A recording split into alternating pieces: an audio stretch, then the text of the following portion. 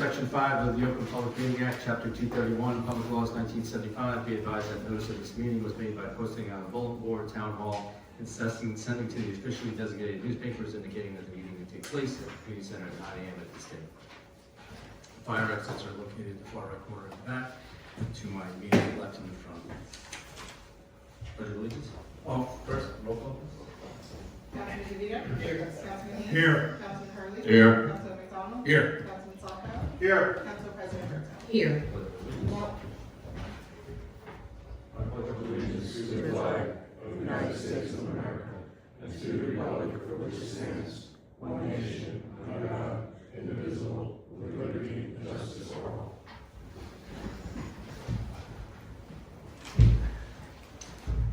Councilman McDonald, for your resolution. Yes, I'd like to make an appointment of Melissa Ackerman as technical assistant to the construction official, full-time position with the start date of March 23rd, 2026. I second the motion. Roll call. Councilman DeVito? Yes. Councilman Haynes? Yes. Councilman Hurley? Yes. Councilman McDonald? Yes. Councilman Salko? Yes. Council President Bertel? Yes. Awesome. Thank you.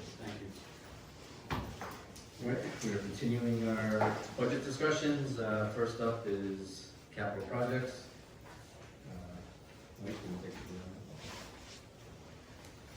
it away? Thank you, Mayor. I'm going to yield my time to our engineer on this. I know she is very familiar with all the projects that we have going on, the ones that are continuing funded and long-term projects. So I'll turn it over to you, Samantha. All right, thank you. First, I just want to say good morning to everybody, and it's nice to see you, and it's nice to be here on the morning when it's not freezing cold outside.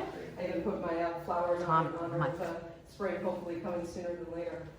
So, thank you. No, pretty well. So I know I normally start off my presentation just doing a little bit of a recap of 2025. I would say we had another successful year in 2025 as far as the projects that were budgeted and going through those projects to completion. Those included the long-standing Union Street Canal cleaning project, which finally got done last year, in which the restoration will be done this spring, the East New Street Water Main project, Franklin Paving Phase 1. We also received several grants in 2025 that I'll be discussing for the 2026 budget. Those include 2025 NJDOT Municipal Aid for White Meadow Ave, Seminole and Adler, as well as a CDBG grant to partially fund the West Street water main replacement project.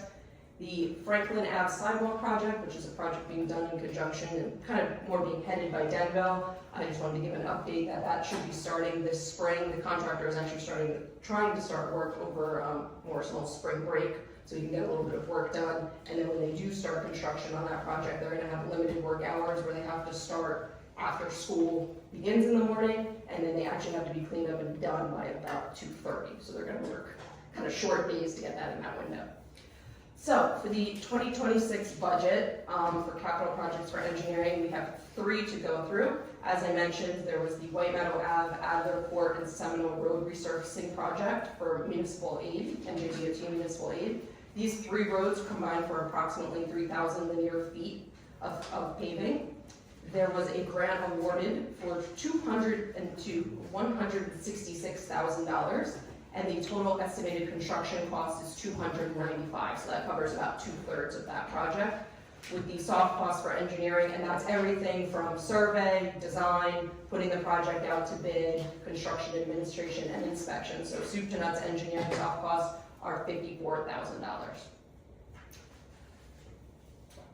The timeline for that project, if it's funded in this year's budget, would be to do the survey and design work in summer, fall.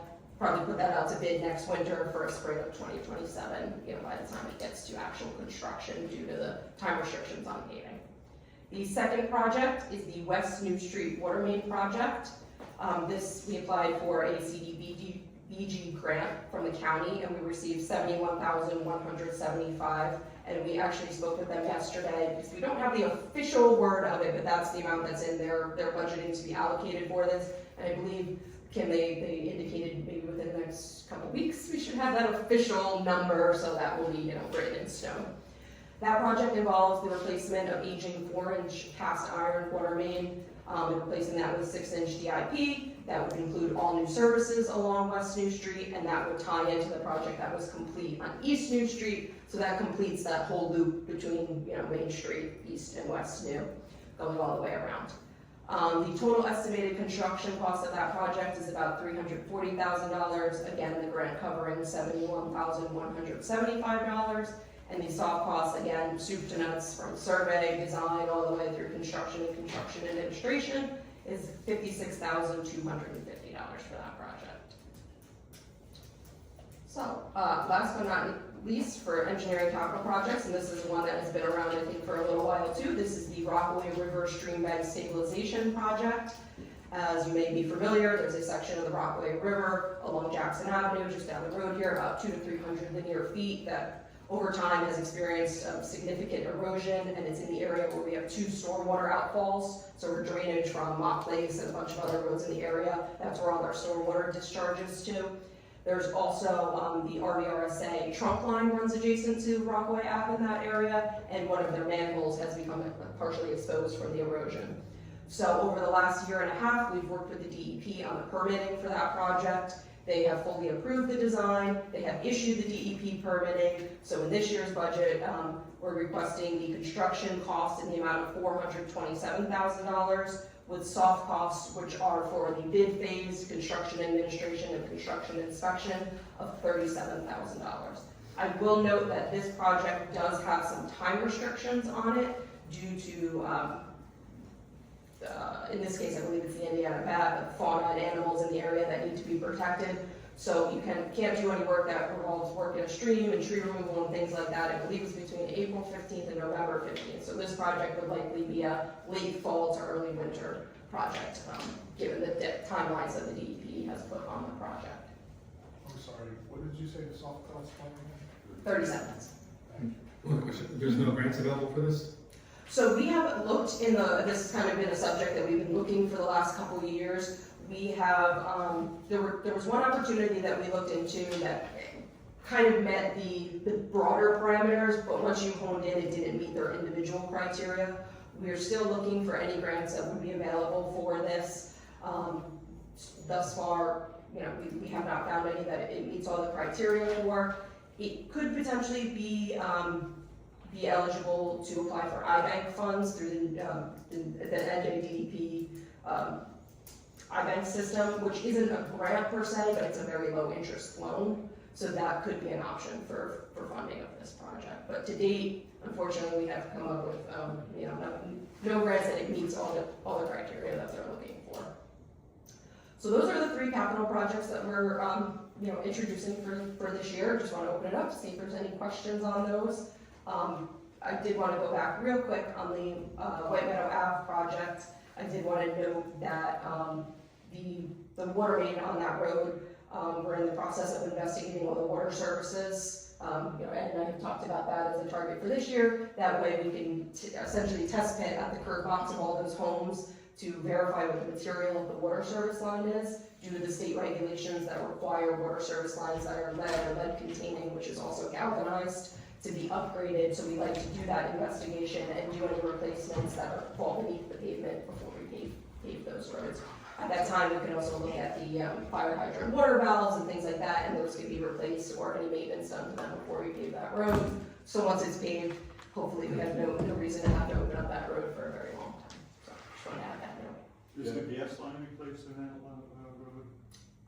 That is a good question about the gas main. What we do is, like for this year, we sent New Jersey Natural Gas the list that are targeted to be paved. Since this one won't be paved until next year, at the earliest, I can send that information over to New Jersey Natural Gas now, saying it's pending for budgeting, but for them to evaluate, because that is probably a road that they may want to look at. I know they've done a lot of the small streets off of White Meadow. They've done John, and I think they did Adler, and maybe even part of Seminole. So that's a good note I will add here to reach out to New Jersey Natural Gas sooner than later. Question on that, are we looking at the water main also? We have not targeted the water main on that road for replacement. It is a 6-inch line. At this point, our focus of all the water main replacements have been all the 4-inch lines, cast iron lines, and then ones that we know to have water quality issues or complaints from. I would do a test hole. We have discussed that Yeah, and we have to do investigated assessments, I that. believe it is 4 inch. Okay. Along with Barnett Street, because that's also a problem in that area. That's all 4 inch cast iron. Test bit to confirm. And Yeah, we could maybe do a couple test bits, because sometimes, as you know, the water main will change, the diameter of the water main will Seminole's change. also ACP. And it may be a wise idea, Sam, to just video cam sewer through there. That goes all the way back to the early 1900s, that street. Yeah, and we have talked about as well, there is one home that goes off the end of it, that goes underneath Route 80, so we're working on that to try and reroute that so that condition doesn't exist, because they could actually tie in on the Rockaway Township side. Because it's a little problematic that goes underneath the Route 80 overpass there. It creates a headache, not just for the town, but also that homeowner that served it. If anything ever happened, it would be quite a headache for them to get repaired with the 80 overpass. So So Seminole's also included with this, correct? the borough portion of Seminole. Are we doing curbing or anything on Seminole? This is a stormwater problem on Seminole. There is nothing Like in top berm or something to well, we can, typically during paving, if there's any areas where asphalt berms are or exist today or should be, we, normally add that into the contractor to have them do it. We don't even technically spec it, we kind of do that as we go along. Okay. If there is a specific area that we know of, we can include that in the designs. One whole slide. This project has not been designed yet, so all of these things are great and we can Okay. consider them Good all. field work, yeah. Yeah, exactly. So we still have all the design and the investigation ahead of us, but taking these all as notes, so those can all be considered at the time of the I design. would say, Seminole's also ACP pipe. Yep. So is Adler Court.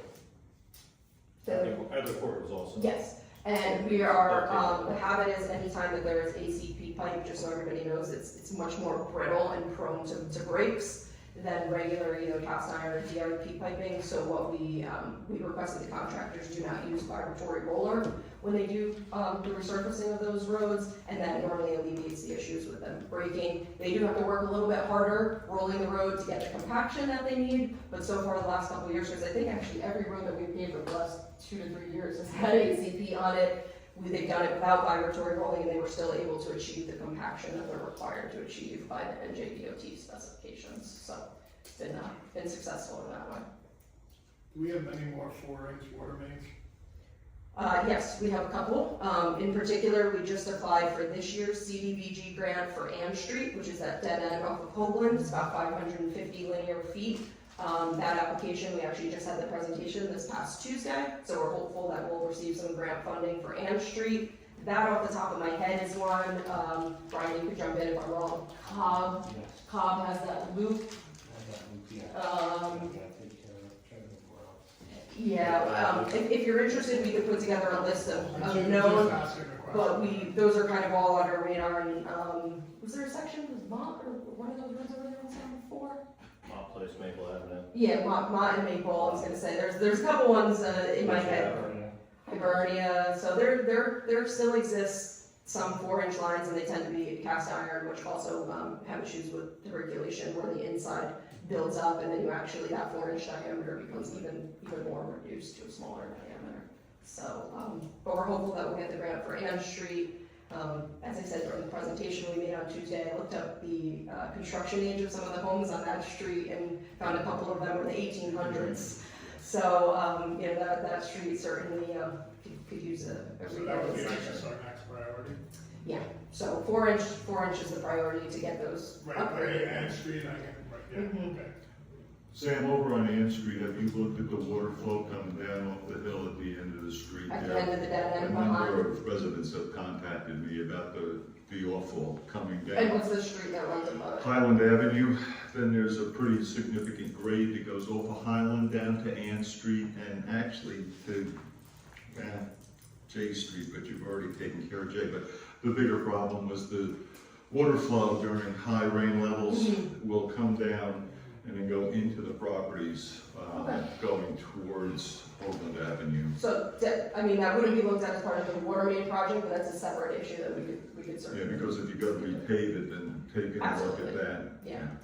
Just so you know, the paving itself, just trench paving would be part of the water main project. Any full road paving, we then tend to wait 6 months to a year and then allocate, paving funds for it, so it has time to properly settle and anything like that. Great. So, yeah. What roads are we looking at to pave this year? I asked that. I could go through it, but I know that will be part of Ed's presentation today, so if you want to hold that question, you can go through that. I have a question for the Jackson F project. What's the total cost of that going to be again? Estimated construction cost is about $427,000. And what are we getting for that? Are we also doing any improvements to the park area, a path or tables, lighting, No, vegetation? this strictly- project is strictly for the restoration of the stream bank in accordance with DEP specifications. So it's about 300 linear feet of what we call hard armoring, which are rubber beam baskets. So if you go and look at the side of the Fox Lake Dam where you have, the baskets with a large stone in it, that's a similar, hard armoring that we'd be using for about 300 feet here. And then on either side of that, there's stabilization measures, but that's through bioengineering. So it's where you use a combination of stabilization matting, but also specific vegetation that grows through to help stabilize and hold that. And with the rock netting and the rocks going in, will the fishermen still be able to get up? Because that is always packed with fishermen. Will they still have access? Yes, I mean, it will virtually look the way it does today, and access will be open. There's no fence or anything that's going to be proposed that will block the area. Simply the stream bank will have now gabions going kind of in that stepped fashion over there. The two outfall structures, which is where the stormwater discharge, those will be reconstructed with new concrete head walls and stabilization. Around that manhole, same thing, will be stabilized with blankets or gabion baskets and whatnot. And all of these projects are bondable, or do they meet the requirements of bonds? As far as I know, yes.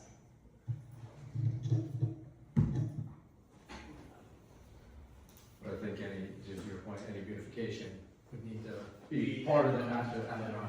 Correct, yeah. It's an opportunity to have it, I'll say, dug up and then. Well, it's better if we're gonna spend the money there now, we're putting in a bond, then we might as well add in things to make the park look nicer. It is heavily used, especially in the spring. The last 2 days when we had the 70-degree weather, the park was packed. Everybody was eating their lunch there at lunchtime.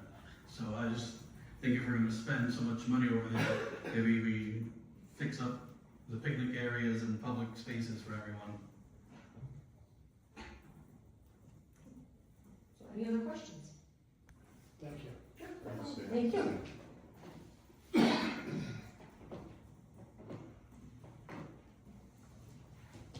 Who's up next? I know in prior years I have left, but would you like me to stay for the entirety if there's any other questions for today? Sure.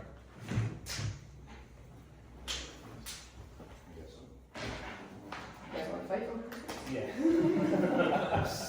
Duke it out? Yeah.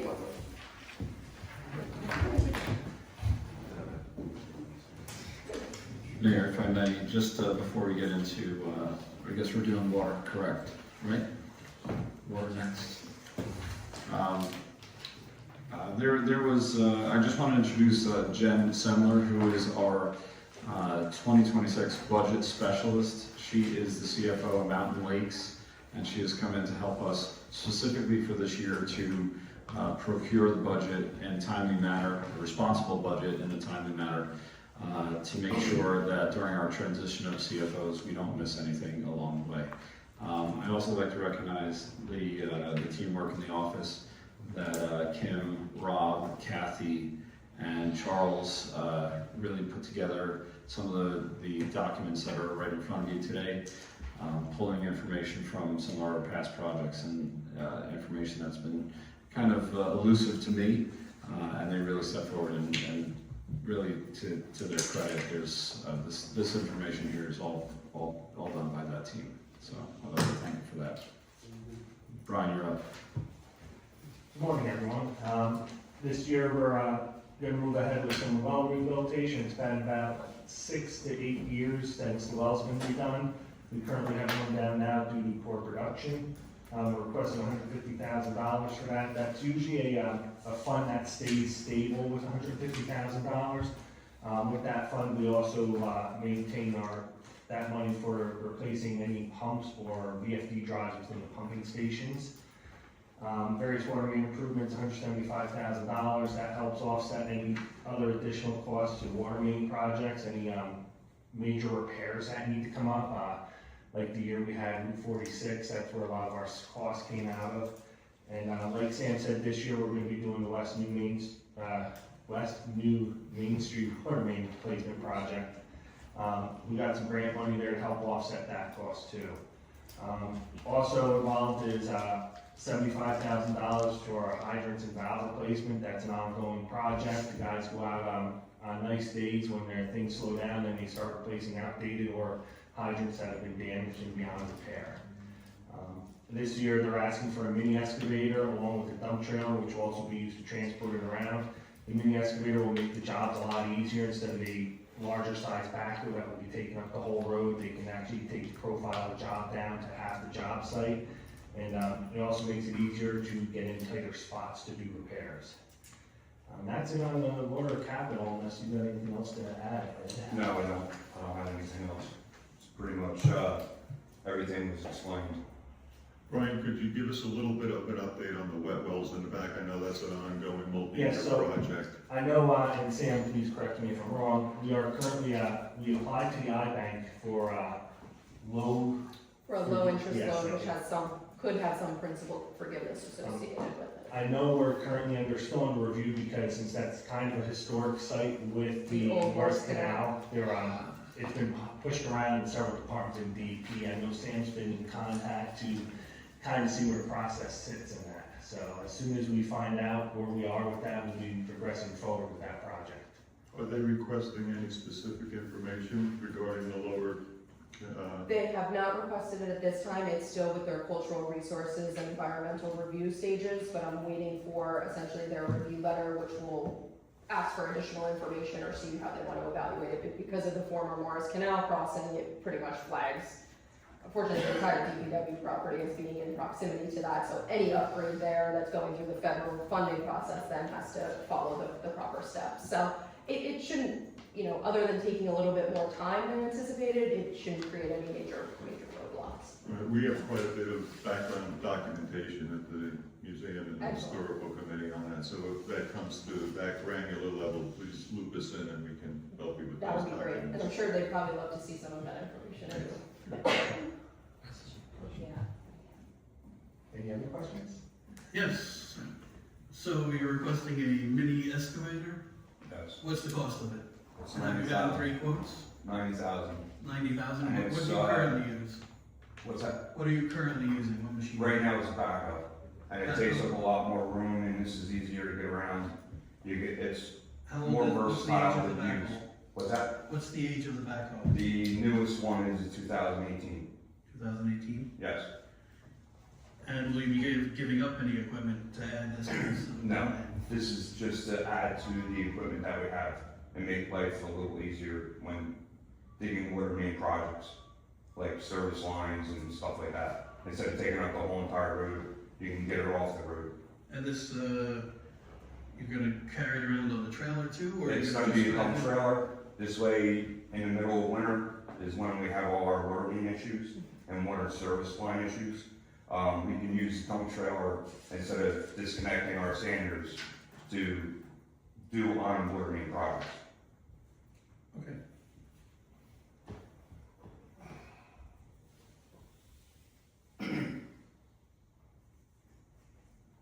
Anything else? You very comfortable that the water main for West New is gonna come in at the right number, or is there gonna be any? Feel pretty confident. Yeah, I think there was a little extra after some of the lessons learned from the other one with the age of the system over there. I think we put in a little extra contingency this time to cover what unexpected twists might be. We shouldn't have the amount of issues we had with the valves out on, Now we're able to shut it off. We should be pretty confident, We had a lot yeah. of issues there, so we do have contingency. Because that was kind of an oddball there. There was a lot of unknowns in that intersection. I mean, when you looked at it in the initial, there was a lot of valves, but there was old stuff there that no one knew there. So that's why there was a lot of digging, and at the end, we had to insert some valves to effectively shut that area down. So we feel pretty confident. Excellent. Oh, Brian, one final question Yes. for me. Outside of the gap for the carbon filters, anything else in the filter plant that we need to take a look at? I know No, you actually, last year, we've been doing quite a bit of renovation and upgrade. Everything is on the good side right now. When we go to do the wet wells over there, we're gonna be improving the incoming flow pumps, so the water currently now comes in through the air stripper and goes into a 500-gallon stainless steel tank. We're actually improving that to I think a 1,000-gallon in-ground tank with dual pumps, so we have a backup pump. Right now, there is no backup to that system, so we can do a soft bypass if needed into the carbon filters, which does the same job, it just puts a little more taxing on the carbon in the filter plant to bypass the air stripper. So, Probably a longer range question. Sure. I know we've talked a number of times about interconnects with neighboring municipalities. And I know that's a critical path factor, but just wondered where we were with. Put my other hat on, we are currently looking at Seminole pump station to make that a dual-way pump station. We've already looked at the piping, what needs to be done. After having a little water break in there on the township side this year, we are going to be moving forward with doing a lot of the pipe replacement ourselves and then pulling the pumps out of there and putting VFD drives in, so we can at least effectively move some water your way if there was ever an issue, because the borough has interconnects, but they're really not interconnects sufficient to support the borough. And that's my game plan, is to get something in place to give you guys some sufficiency to push the water that way. So we are currently working on it. That's one of my projects I have going on my side this year, to get my guys in there and start pulling stuff apart and get stuff going, so we can at least get water going each way, and both ways will be metered. So we can see which way the water's going and who's using what, so that is in the works. Good. Right, so we do not have an interconnect for anybody. No. We do need an interconnect. Yes, I'm working on it. We used to sell water to the township, that's why it exists. After going to Atlantic City and seeing the new DEP regulations and all, they are, especially with us being in a drought warning coming into this year, they want to see what interconnects you have and everything, what shape they are, and they're starting to tighten the wrench down of giving you 30 days to fix stuff. So I'm working as fast as I can to get stuff done and get it in a good shape. I know there are certain tricks we can do if there was ever an emergency down on Bee Pond Road. We can effectively go hydrant to hydrant and work something out to get water going to you guys if needed. So there is that ability there. So I have thought about it, if there was ever an emergency, what we could do. Yeah, great. Thanks, Brian. No problem. I just have one more question. You go ahead. No, you go. What is our current leakage of the system, and how many times a week or a month do you do a leak detection on us? That is not part of my current contract with the township to do leak detection in your town. So then I'll defer to Ed. What's your leak detection program, and how many Not at times this do we point do in it? time. There's no sentence, there was nothing set. We'd call George from North Tech, and he would come out and do the leak detecting for us. Do we know what percentage of leak we're at right now? At this point in time, no. At the end of this month, I have to do the calculations and report to DEP. I have not had a chance to do that yet, because I have to wait for the end of this month to finish so I can pull up the form and do it. And what, just because I'm not really too familiar with the water system, what's the average leakage or acceptable ratage I of think, percentage? I want to say around 20% the DEP says is acceptable. You hear they've been hovering about between 15 to 18%. So. Okay, so then we're doing pretty good with Yeah. that.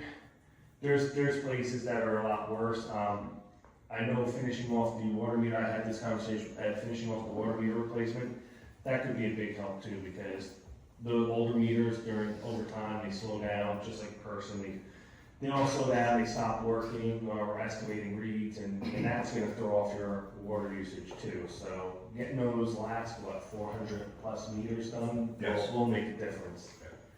And just from January to today, how many major or have we had any main sewer collapses or replacements No or sewer. anything? I mean, water mains going down, anything Yeah. big yet so far? We had 2 water main breaks since, and one was during that cold snap. That was more of a service. That was the service. It was actually a satellite let loose up on Willow. Does our new contract cover water leak? Yes, we have the equipment and the personnel train that will come in at least once or twice a week to go around and do a rough estimate, a rough locating of hydrants, and once we locate a certain area, then we'll come in more and concentrate in that area. Thank you. I know you and I spoke about Atlantic City. Do you want to enlighten everybody else to what's maybe in a minute or two, if it's possible?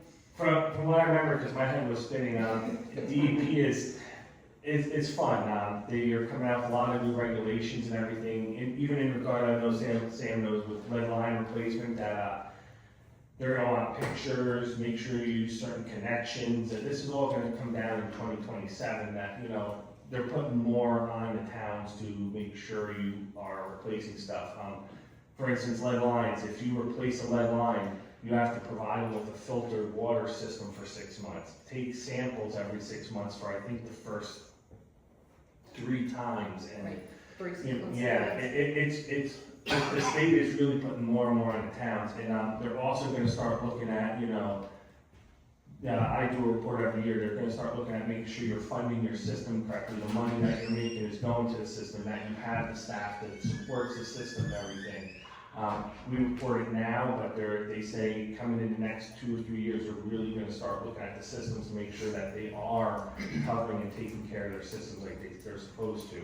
A lot of this stems from, if you remember back in the day in Hoboken, Suez took over the system and they were making a good penny off it, but yet they were having all these water main breaks, and that's where the Water Accountability Act came into play, is they want to make sure the money that the towns make effectively off their water billing and systems are reinvested back into the systems, whether it's equipment, personnel, leak detection, water main replacement and everything. They even have a thing where water mains are supposed to be a 150-year replacement cycle, so they take all your water mains, average it up and say, okay, you know, your water mains are at 75 years, have a replacement program, what you're doing and everything. And Sam worked good with me, and we have that program. That's why we're starting off with the 4-inch. Upgrading all that. There's also newer technology we talked about, like White Meadow Road. Instead of replacing the 4-inch, they have technology out there. You go in and you scale the line out, and you basically reline it. You can either epoxy line it or concrete line it, and it will renew the cycle of the water main. They say we can do about a 75-year renewing on the water main, and the DEP approves that. So there's a lot of technology out there we're looking at, and the state is coming out with new regulations. Legionella disease is one of the new things. You saw that all over the news. They're now putting it on the water systems to increase their chlorination rate on what they put into the cool water. And now they want online reporting of that so we can start monitoring that. So it's getting to be a lot more put on the water systems and the operators out there. The big joke down in Atlantic City was I had engineers sitting there saying, yep, 2 years we're retiring. A lot of operators too. That's why you're not seeing a lot of operators out there anymore. The young guys that are going for the classes are just going for the classes, but they just don't want the responsibility. It's getting more, and it's getting tired of what the state does to us. So it's a challenge just to keep up on the regulatory side of it. So us purchasing the excavator and the trailer would look as a good way. Yes, they're looking at you're investing into your system. You're investing on the repair side, you know.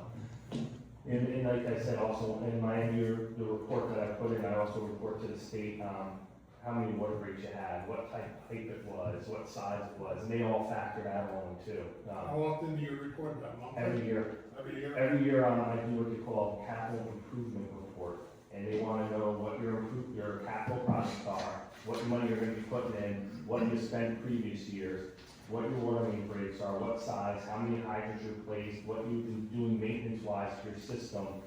And in the end, it's the managerial, financial, and the technological side of how many of your employees you got employed in there. They ask all that questions. So you report for both us and the township, Yes. right? So. And just while we're talking about this, does the water department needs like a minimum dedicated staff with all this new requirements and everything that you're telling us? Yes, they should have a minimum of 3 guys. I mean, you're out there, the guys' jobs are to maintain, in the Water Accountability Act, they say you're supposed to maintain your hydrants every year, your valves every year. they say you should be exercising your valves, I think it's 30% of what they should be turning every year. You know, that, So for training purposes, maintenance purposes, this, that, Yeah. we should have 3 dedicated employees yeah, that they're out there, really know they the take care of system. the water meters, the water mains, make sure everything's greased, the maintenance and everything. It's tough, I mean, I have a dedicated staff of 13 in the township that are just dedicated to water utility, and that's all we do.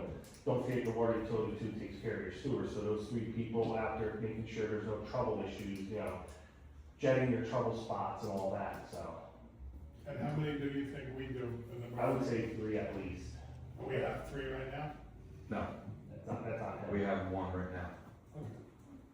You know, when I was here, it started off just me, and I was thankful that I got another employee, and there were just 2 of us dedicated, and when we got a little bit busy, we got a third, and usually what would happen was the 2 guys would go out and they would fix a curb box, you know, with the Adler, and then another guy would drive the truck with the stone and the shovels, whatever, and, you know, that's the next thing, you know, going out, you have the lead line service, you wanna be able to check those, that's what those 3 guys would be doing, you know, going out and checking those services, making sure they work, you know. You find a valve in the street, they can jackhammer around and fix that and straighten it up, you know, that's the maintenance that needs to be done. And, you know, what should be being done. So we should look to dedicate employees to water to better our facility and our system and. The nice thing too is if you dedicate those employees, they start to gain the knowledge of the system, and then, you know, you wanna retain them too, because once they start learning, they're the ones that sit there, yeah, I remember doing that. you know, Yeah. And then that helps down the road. Right now, you know, besides 2 guys there, they're really, I don't know who else, you've had such a turnover. Yeah. You know, and those other 2 guys are more dedicated to roads, doing road stuff. I mean, they love doing the water breaks, don't get me wrong, but to have the guys there that know exactly what they're looking at and what they're doing, it's a big plus. It would help you guys a lot, so. So basically, we need to enlarge our utility. Correct. Yeah. Again. I mean, you're being funded, it doesn't hurt you have those guys there, you know, that's part of your funding Absolutely. formula for your utility. Did you mention that we only have 400 more water meters that need to be replaced? Correct. That's pretty good. And actually, right now, they just, actually this week, they started setting them all up. Really? And next week, they got 3 every day next week. That's wonderful. I'll tell you, I'll give you this little tidbit, and you know, since I started in the township, we started our water meter replacement, we've done about 600, and it made an impact on our water loss. So you believe it or not, your water loss starts with your water meters. Yeah, when So you you talk can about see where leakage. everything- Yeah, so you can see where the water's going. And the funny thing is, some people sit there and say, I have no leaks in my house. I've walked in houses and you can find that toilet running a little or something, and they never realize it, because they're so used to it. Plus your revenue. Yes, Yes. yes, so. And then we're doing those in-house. Yes. Our fellows are doing that. Yes. They started actually this week. Great. Brian, thank you. No Thank problem, you, thank you, Brian. no problem. Anything else you need? Yeah, any questions? Real quick, sewer. Are we doing these sewer projects? I do see we're doing some TV and line help. So that we had, they should be doing that in the trouble areas, cammering the trouble areas and And everything. relining some of the trouble. Yeah. So, There's also infiltration issues. yes, We need to cross the Rockaway Valley down, we do a relining. yeah, I'm kinda surprised Rockaway Valley, I talked to them in the past, they haven't come out with making any of their, I'll say member, who's thumbs to them, do ionized studies yet. Well, I really believe in the future Yeah. for engineer, we should probably do a sewer survey again. We haven't done one since the 70s. Since the 70s. Correct. So like You know, a smoke full sewer, testing would be a essentially, smart thing to we do. call it a sewer master plan. Yeah, Yeah. it has been Yeah. since the late 70s. That would probably be a wise. Something, yeah, sure. Yeah, It's- something that we should Yeah, well, budget for, definitely. Yeah, it's, you know, I'm not gonna sit here and say it's a cheap thing to do, No, it's not, but but it's it's worth it definitely for your Just long spend money, term. save the money. If you do town in sections and do a section a year, you know. And Rockaway Borough's not the Yeah. biggest, so, but it's certainly, we could certainly look at You'd be something surprised that's that, Something next year. very well done. that when you do, and this is for the guys when we do water meter changes, to watch, what's hooked to the, sewer side. Some pumps. You'll find some pumps, yeah, so, those are your first guys out there that should be watching what they see there, and not to engage the resident, but to bring it back to someone like Ed or myself, and then let us engage the resident saying, listen, this isn't, you can't do this, you know, educate them on how to fix it first, and then move progressively if they don't wanna fix it or conform to it. So, Yeah, it's actually legal. yeah, I know, but you try to do the nice I know, approach courtesy before you down, do fix it. it first, I understand that, totally get that. So, anything else? Super, thanks, Brian. No problem, Thank you. Thanks, Brian. no problem.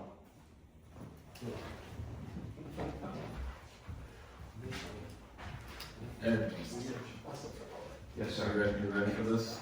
I guess as ready as I ever will be. Good, take it away. Did you want to do the expenditures, operational first, and then we'll get into capital?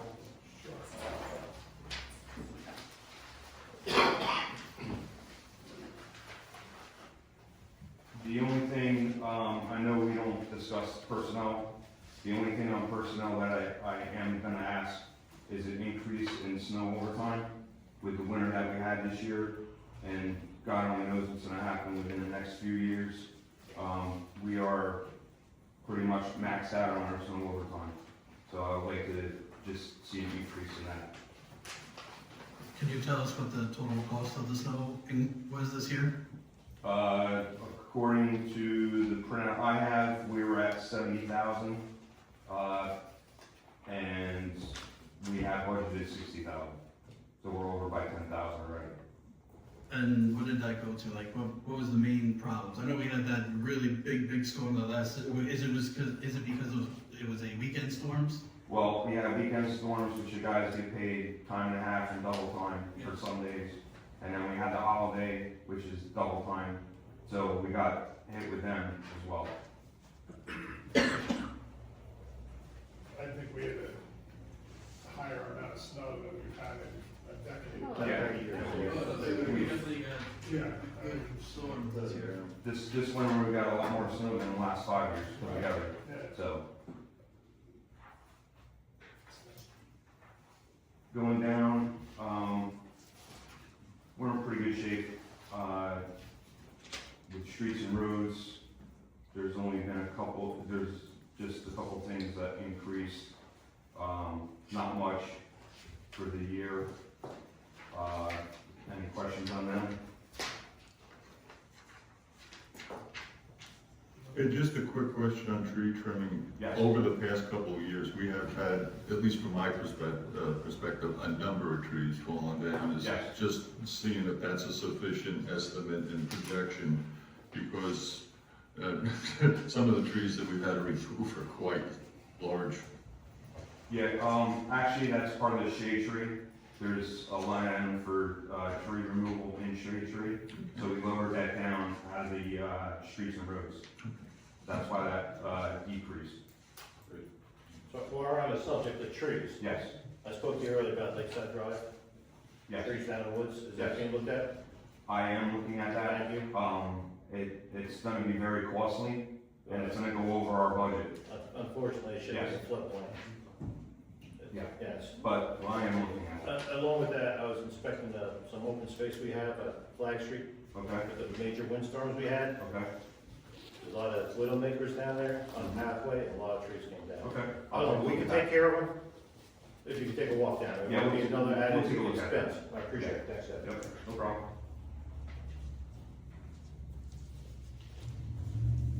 How much of the Lakeside Drive are we looking to do? There's quite a, Well, they're cut down and left in the woods. many felled trees down No, there. they're cut down and left in the woods, and that's a floodplain. I'm sure engineers Okay. recognize that. And I think, Mr. Councilman Software had that discussion, I think last year, Yeah. a tree that come down, that, because we had multiple requests, with the contractor to pull out what they cut down, but Yeah, we have to just address it. I don't think it. We'll get it Yeah, fixed. we'll get there, but yeah. And there is a couple other trees that are leaning in there that did snap in over winter, so we'll have to address that as well. Can we go to roads? What are we planning on paving this year? Am I taking you off your game? No. I think I heard that question before. We are looking at, doing the whole area of Andrea Drive. We are looking to pave Dominic, fill up that little section of Sullivan Way, and also the Crestwood tank, the driveway, because it is, the guys were complaining about it all winter. So I'll have happy neighbors. Yes, you will. Very good. Instead of having asphalt all over Crestwood. So, is there room to look at Liberty Place? There is room, we'll take a look at Liberty. Yeah, it's What, real I'll bad pull it up shape. on the map, that's not one I know of. That whole, it's a dead end, it's all through 46. The whole length from 46 to, back to the end. It goes up to the Okay, pump pump. I know exactly where that is. It's a real Is it bad wide, shape. or is it a pretty narrow road? It's pretty narrow, So yeah. it doesn't look too bad. Yeah. We could put It's in together a bad quick shape. number on that Yeah. and see. Yeah. Just add, not to step on your toes, but the co-op for this year is back to Telcon, Okay, which is always a nice thing to see. Yes. They always do a pretty darn good job on their paving. They're nice and close. Yep. We get nice hot material. We never have an issue with anything like that. So we could certainly look at Liberty Place. We actually just got that in an email the other day, and they sent it right to Sam, so she Oh, was really? on top of it. They No, start, it's their back. contract starts I appreciate that, April yeah. 1st, and they're ready to go for Yeah, it. So they are. we're trying to get this done Super. sooner than later. So, Excellent. and that, just so you know, also the Andrea Drive, that whole area, we're gonna be also doing the basins, checking the basins, making sure they're fixed, and then we're gonna be up to code for the storm drains, the DOT requirement. the DOT requirements for the basin tops and the heads. So that would be all, that's all included in the project. Let me ask a question, what about the manholes, the castings? 'Cause I know some of the castings were, Actually, Benny was going up there to take a look at them, and was inspecting them as well. very good.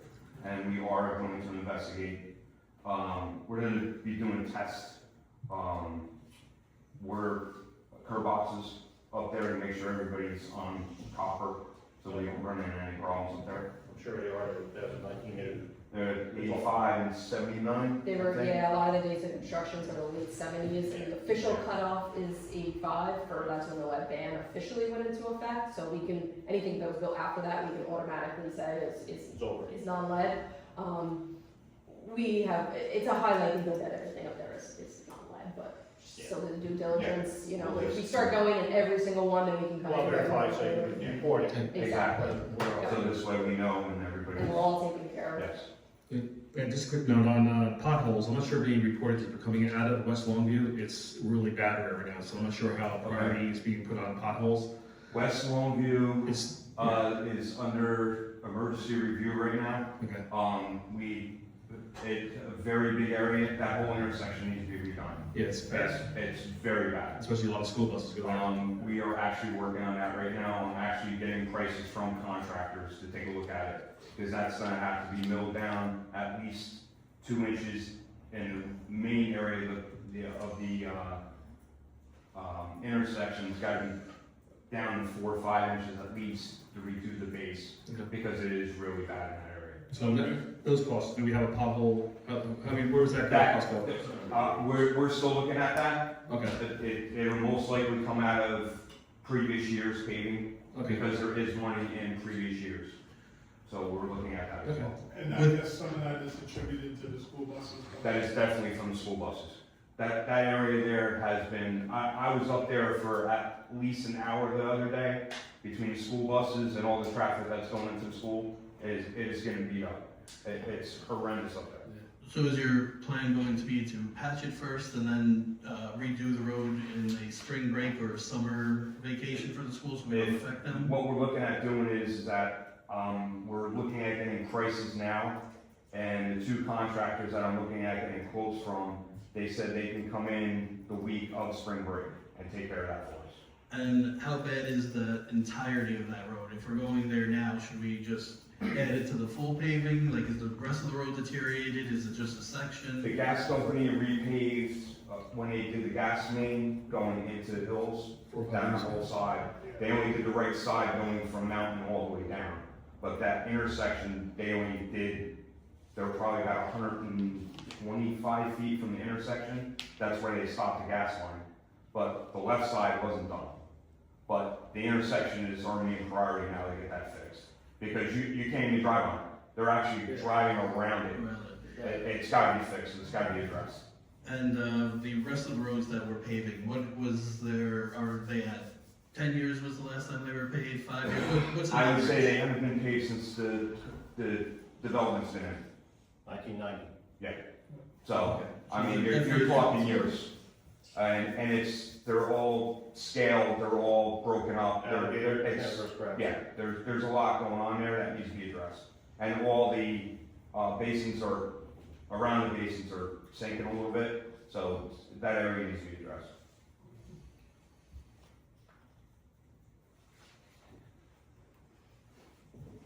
Anything else on paving? Continue. We like new roads. I do So the too. public. The guys in DPW like the new roads for when they're plowing. The one problem with the roads this year is the winter was very, Oh, yeah. very It's slow, too much snow. Yes, It's every town, winter. Everywhere, yep. We're all suffering. yes. Moving on,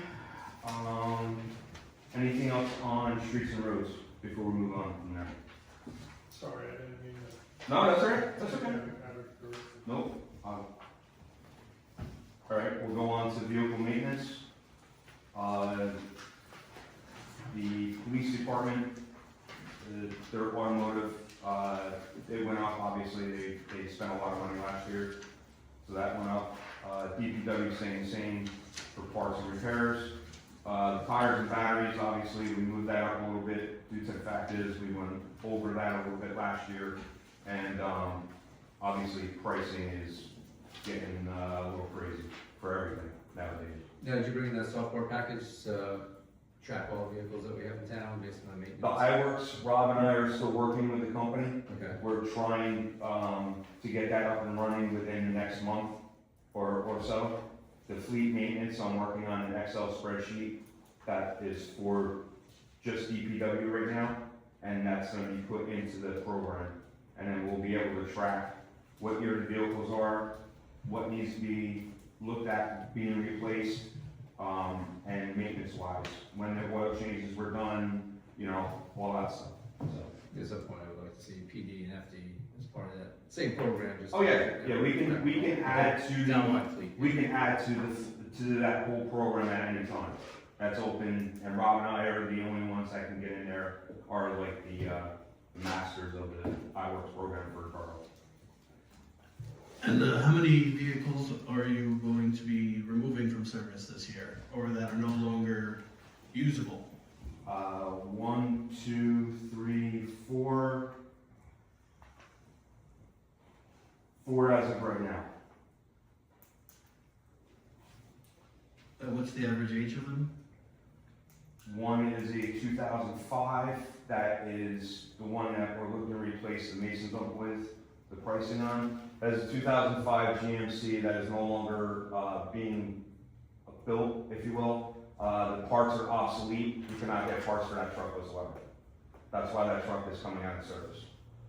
And the other one is a F350 Mason dump. I don't know the year offhand. The bed is rotted out beyond existence, and I did get a price that's close to $19,000 when you're dumping that money into a used truck that could be replaced. Yep, and what's the total number of your fleet? Total number of fleet, utility trucks, we're having one built right now. There's 1, 2, 3, 4, 5. 2 pickup trucks. I have a pickup truck, so that's 3. Mason dumps, the 2 that we're getting rid of, but there is 2 hook lifts that are considered Mason dumps, and then there's 1, 2, 3, 4, 5, 6, 7 single axle dump trucks that are over 40,000 pounds. Also, 2 larger, put this also, right? That's part of the single axles. I'd like to give Ed a compliment. As someone who has been over this department for only a few months, you know our fleet and our town in a way that I think is amazing. And I just want to thank you for your commitment and dedication and jumping in and supporting the team in the way that you have, and I'm very impressed. I just wanted to say that. I take my job very seriously. Did you buy her breakfast? No, I didn't. If I known, I would have bought her a cup of coffee. So the vehicles that we're getting rid of, are we gonna put them out to auction, or are we just gonna? I was speaking with Mike and Tim this week, we're gonna probably go on Gov Deals, because we'll probably get more money on Gov Deals than we will if we auction them off ourselves. And there is other equipment that will be going on that as well.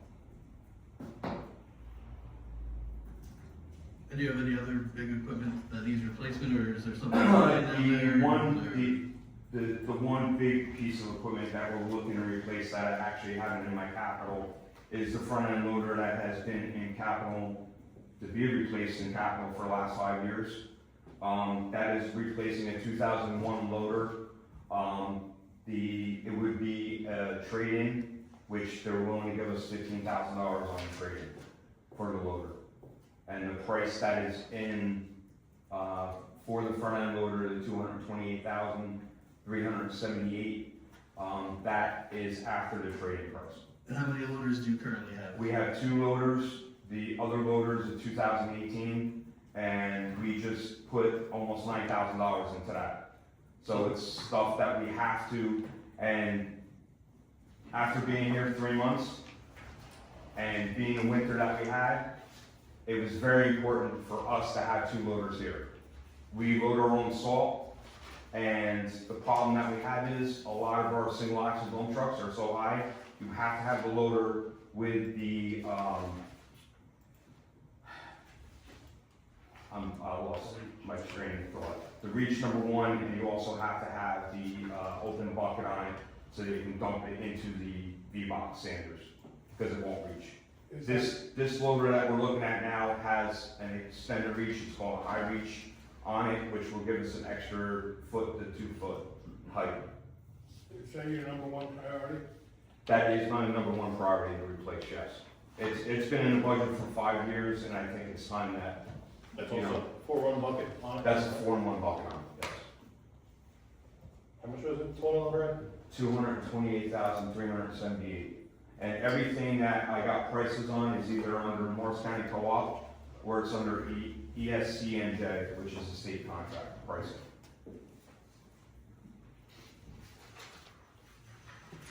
Where would the excavator and dump trailer fall?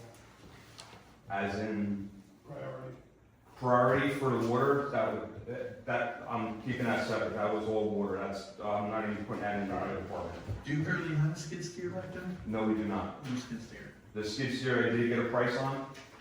That's my fallback to. And that was $82,217, and that was with the bucket and the forks. And that's also under the ESCNJ state contract.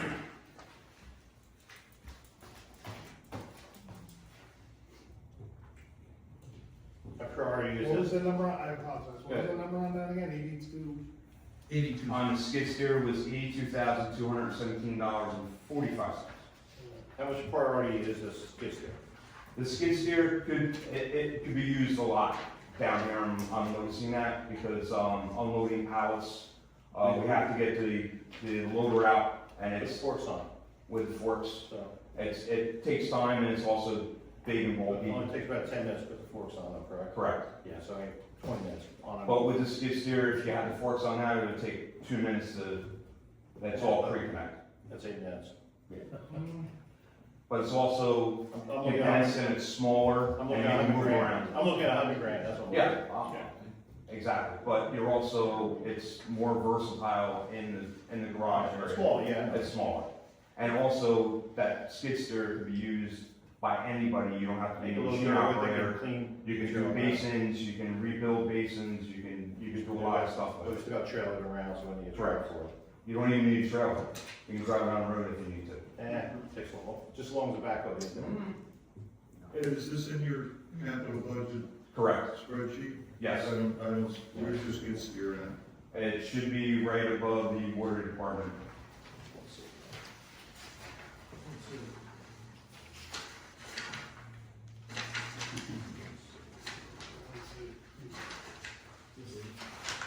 Under water capital? It should be right above that when I had the total for, DPW, Oh, like a, no, that's. the case, the SD 340. I don't see it on the spreadsheet. I see below. I see the loader, I just don't see Below, it. it's, 2/3 of the way down on the general cap request. So you're adding, you were requesting an add to this for the skid steer? Actually, on the spreadsheet that, Rob gave us, it's on here as well. Where is it? No, we don't have it. No, it's not. No, it's not on this, it's not on this one, just the loader. But that was something that was, put on there, just to throw it in there if we have money, if not, you know, it's something that we'll take off. And you said that's 88,000? 82. That's out the door price or in the yard price? It's in the yard price, 82,217.45. Thank you. The only other thing while we're going over capital, the zero-turn lawnmowers. There's 2 on here. The 2 that we currently have that are 48 inch.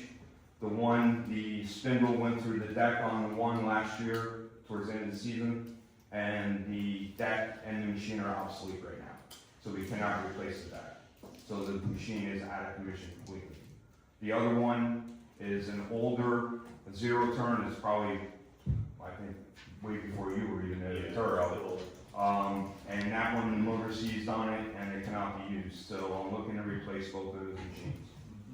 That we would be looking to replace sooner than later because we're gonna be cutting grass within the next month or so. So that is, one of the top priorities before the loader even. So that's one thing I'm looking at purchasing.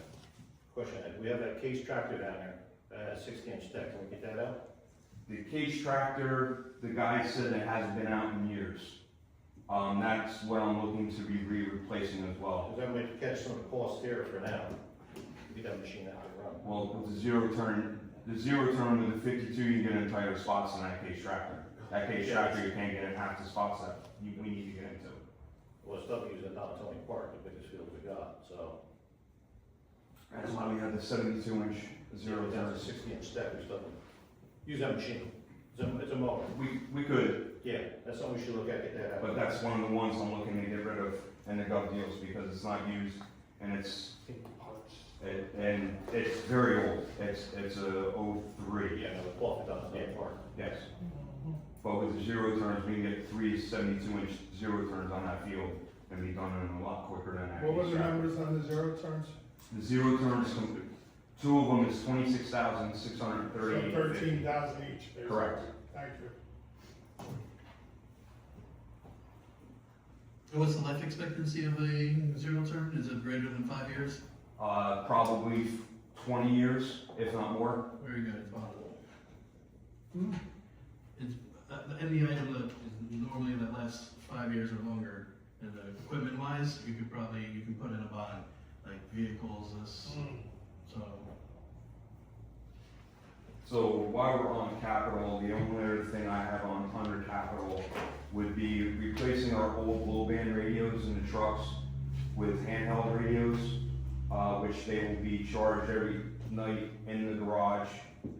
Each individual employee will be issued their own handheld radio that will be programmed to that individual. There's 5 different channels on there that will be for snow removal, which everybody will be in charge of being on that channel for snow removal. I will have my own personal, as a supervisor, I can get in touch with whoever I want at any given time. And then there's gonna be 2 water channels for water main breaks, or if there's 2 water jobs going on, at least those people can talk with each other. The whole purpose behind this is, if the guys are out of the truck, there's no way to get in touch with them. This is a system that will work. They'll have a radio on them, they'll be able to hear who's ever trying to get in touch with them, even out of the truck, or if, you know, we need them for any certain thing, we can get a hold of them. who's the provider, and is it cellular? It is cellular, it's part of Motorola. And it's, actually I got two different prices, and this price that I got is from Northeast Communications. And how long is the life expectancy and, Well, right now, the low band radios that we have, I know they're probably obsolete. they're obsolete, and to get a low band radio is 6 months away, and it's roughly $600 to $800 per radio. So what's your initial startup cost for this, and what's the yearly The subscription? one-time fee of $14,346 is for all the equipment, the three banks that will be charging them in the garage, which will be every single night. And then there's an annual fee of $6,432 a year for the For service. services? Yes, And how many are you gonna get? 18. So if And one how many goes guys down, have at a least spare? there's a spare. And is that the contract that they're gonna sell to you, do they have a service contract that comes along with it, is that included? There is Or a replacement in case they get damaged, obviously they're, Well, Like it does with there is a DPW. warranty with them.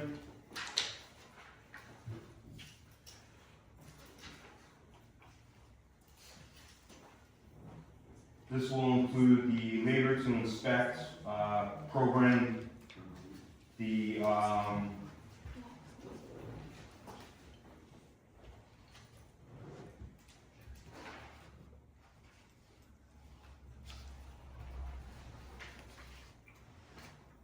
This is a 12-month contract.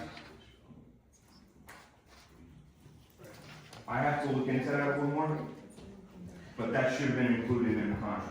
and the phone itself, like, it's coming with the cases, the card, vehicle chargers, this, that, like, They all will nine come yards for with them, or? clips. They will come with clips, because if they put them in the holders, they're not gonna bust. This way it's on them. Once these do come in, if we do get them, each individual is gonna be responsible for their own radio. They are programmed to the individual, like mine will have Ed in it. Yeah, I've done this So before. on and in so other forth. areas, so. So they will be responsible, and then we'll get some kind of contract together and have the guys sign that they're responsible for these radios. And to report any damage or anything else. I just have a couple of points of clarification, if you may. Sure. The first year service, is that included in the purchase price? Yes. Okay, and then, can you tell me about the safety capabilities, if we're talking about, do they have tracking capabilities? I think we mentioned There is GPS tracking capabilities on these radios. This way, if for some reason somebody's in the park and they're by themselves and they go down, we can track them and see where they're at. These are not meant for tracking individuals on the road to see where they are during the day, unless I absolutely have to. I will be the only one that's capable of tracking these individuals. Nobody else will be able to track them except for me. Does it have geo-netting ability? I believe so, yes. And we currently don't have a way to track No, we do not, because all the radios are in the trucks, they're not on the individual themselves. Ed, do they have a one-touch 911 emergency in case something? That I don't know, I forgot to ask that question, and I think it would be something that, it would be good to have. In the event. something Yes, needs- something needed it, then we can look into it, but I will ask for that. Thank you. Nothing further from me. Thank you, man. Appreciate it. No problem. Can I assume the plants and supplies is all garden club? Yes. Thank you.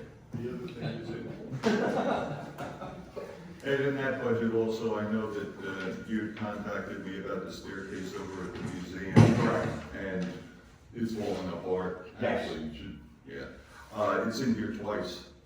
So if you're looking at that line item, you'll see that it's right between the zero-turn mowers and the low-band radios.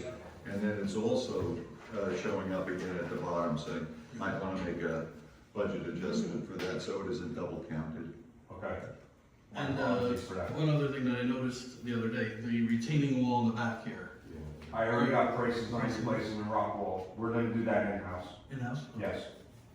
Just to bounce back, that museum, was that door looked at also? That side door? That was not, I wasn't brought to my attention. You put your foot through that. Okay. We can take a look at that. Review that, if you would. Yes. Thanks, Ed. Yep, no problem. I have a question. Main Street improvements for 15,000, what is that? That's me when I go.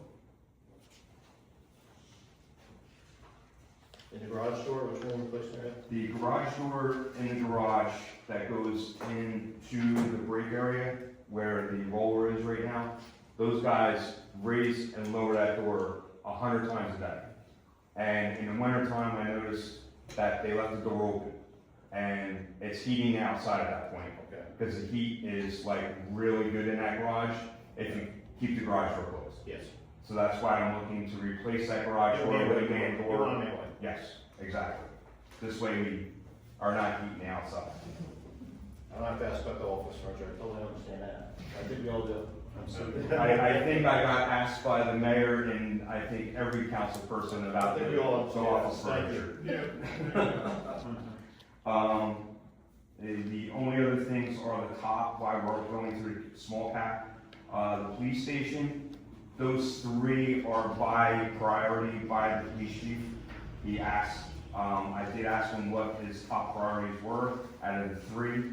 The inside hallway paint and paneling, he would really like to get that done because it is in really bad shape. That is upstairs and downstairs and the staircase going to the downstairs. The window tinting, we tried to do our best with replacing the blinds in the chief's office to try to get some, stop the sun from coming in, but it's not working too well. And he can't see his computer. I asked him to move his computer, but he refuses to, so, trying to accommodate a little bit, you know. And then, the last thing on his list was, actually, we looked at, the bridge structure at, going into the police station. That would be complete, New lumber? sanding, repainting, priming the steel that's underneath there, and that would be redecking the structure itself. And the side panels, that is with that with Trex. Right, and we had discussed this, replacing it with Trex or a similar product, so it Yes. would have a much longer lifespan than the lumber that was previously used. Did the chief talk to you about the carpeting inside headquarters? That he did not. It needs cleaning. Actually, I'm getting prices on doing carpet cleaning for We're good. all of our buildings Right. for spring and fall, twice a year. We're done. And then it's actually in our. He did talk about a sign outside the express house, The signs we're getting prices on, for the outside. yes.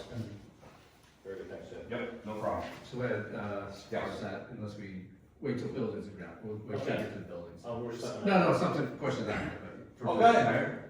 Yeah, one of the things that we talked about, well, maybe not us, but a few of us, I think back here, try to maximize the space back here by maybe a little bit of a conference room back here, and then this is kind of wasted space right behind me. Yes. Just closing that up. Actually, Mike and I were discussing that this week. Okay. Yeah, It's something that we could work on. Yeah, just kind of make it a little bit more useful, I'll say office area, council chambers, that type of thing.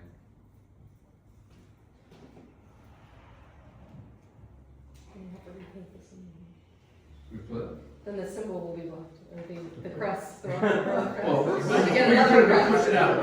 Cut it out and bring it forward, that's a good idea, you can reuse it. I'm very worried about the crest. We're gonna put a big window in there so you There's can an see idea. through. Yeah, it's a slipper. So is there any questions, any other questions on capital before we go back into operational real quick?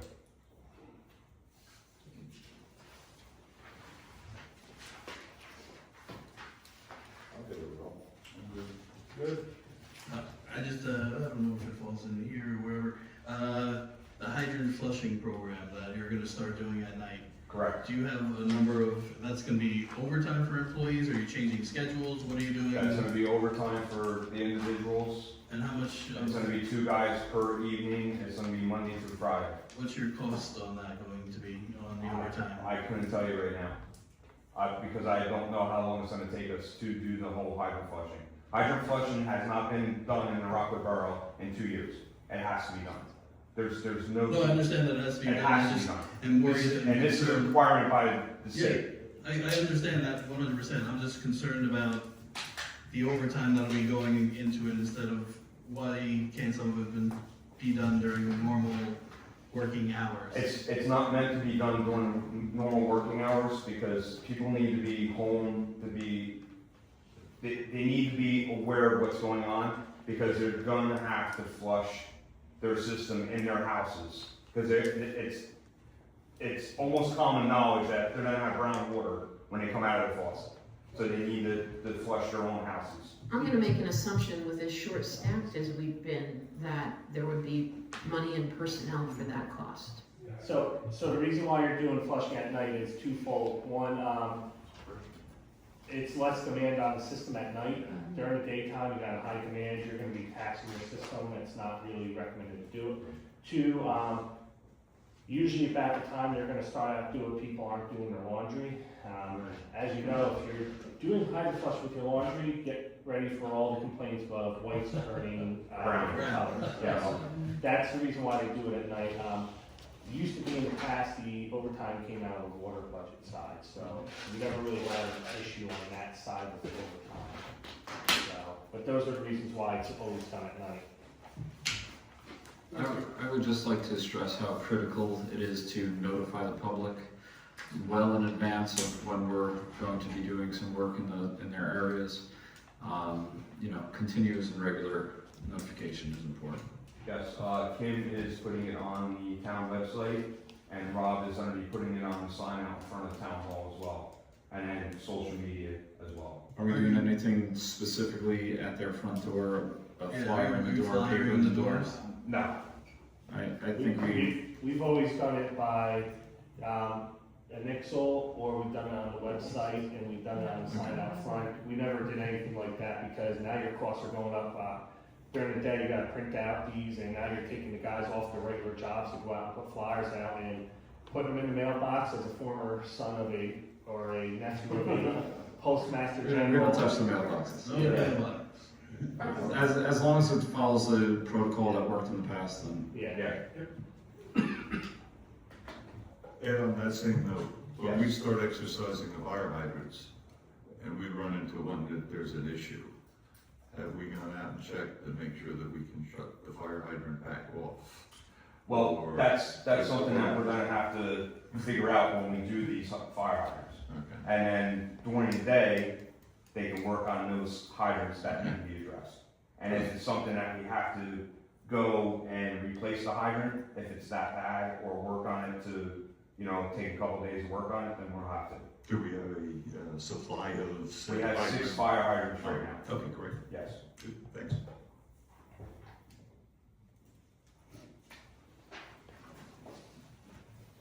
Anything else on fire hydrants? Flushing? Anything? Okay. Buildings and grounds. We went over that a little bit. There's no changes on this at all. The only change that we did do to this is added the 5,000 for janitorial services. That is for the carpet cleaning. So we have that addressed on the operationals and that would be spring and fall, twice a year. That would be PD, town hall, the community center.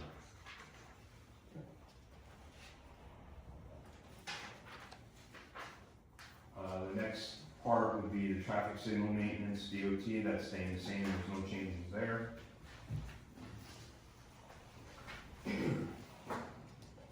Ed, do we have a contract, is that General Electric? That's General Electric, yes. Actually, I'm sure somebody else has heard this too. The chief and I have been talking, there's a pedestrian sign that's out that, they were contacting General Electric about. Great. So I don't know where they're at with that, I'll check with the chief this week. I'll give you a side real quick. Can you remove the one that's on Andrea? I don't think that's working at the moment either. There's a speed control Tom said switch. he was gonna get it fixed. Who's that? Chief Pepperman said he was going to get that fixed, he and I Okay. spoke about it earlier this week. Whether we get it fixed or just remove it temporarily. Yep. So, I'll ask him to do that, thank you. Question, how many traffic lights actually belong to the borough? That I couldn't tell you, there was only one, I believe. only one wheel? Yeah. Yes. And that doesn't have it. And the mount wasn't, that's ours? Yeah, that's ours. And have they ever been retrofitted that you could hook up an emergency generator if the power goes out? I do not know that question. But I do know that the state was going around and they were doing all that, in part of their upgrades, because they have to be able to run off a generator. Yeah, because I did that in where I am, we upgraded them because we had multiple power outages, so we put a flip switch that we could hook it up to the generator and we did it after Sandy. So I just wanted to know if we had that done here. And the prior town, that's all I did, was go around and put generators in. And so the state DOT came out with their generators.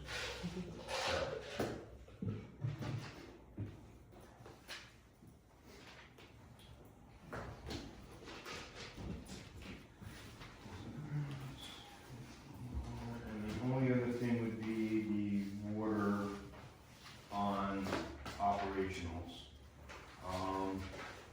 The engineering, that has changed, it went down from 60,000 down to 28,000.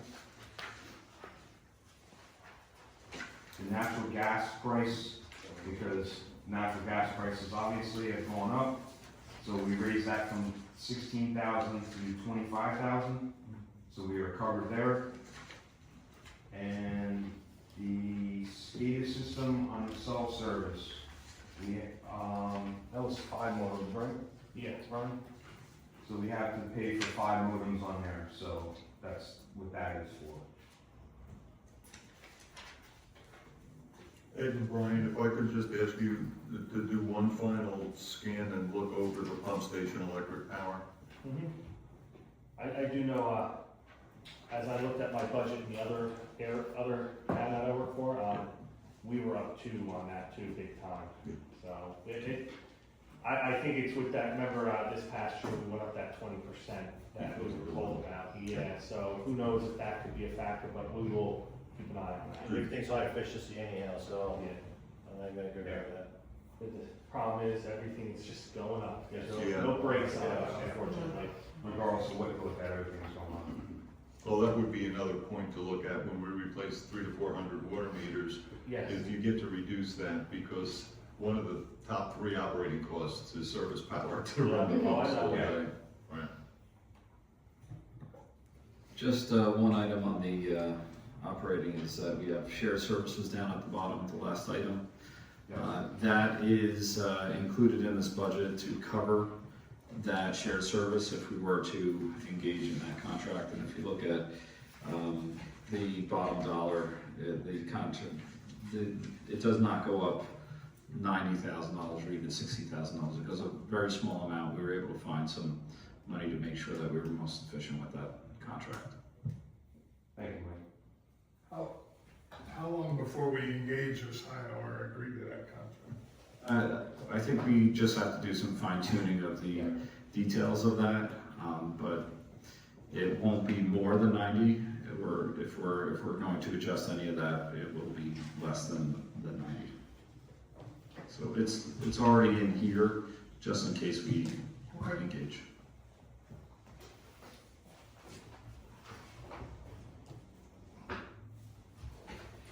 I think that should be a priority. I think we should be working on that and try and wrap that up this week. I I think we've expect, had two or three meetings prior, correct? I expect this to be either ready for Thursday or possibly the next meeting at the latest. Okay. I guess then we'll have to hold off on this Alachi for this Thursday, correct? Okay, thank you.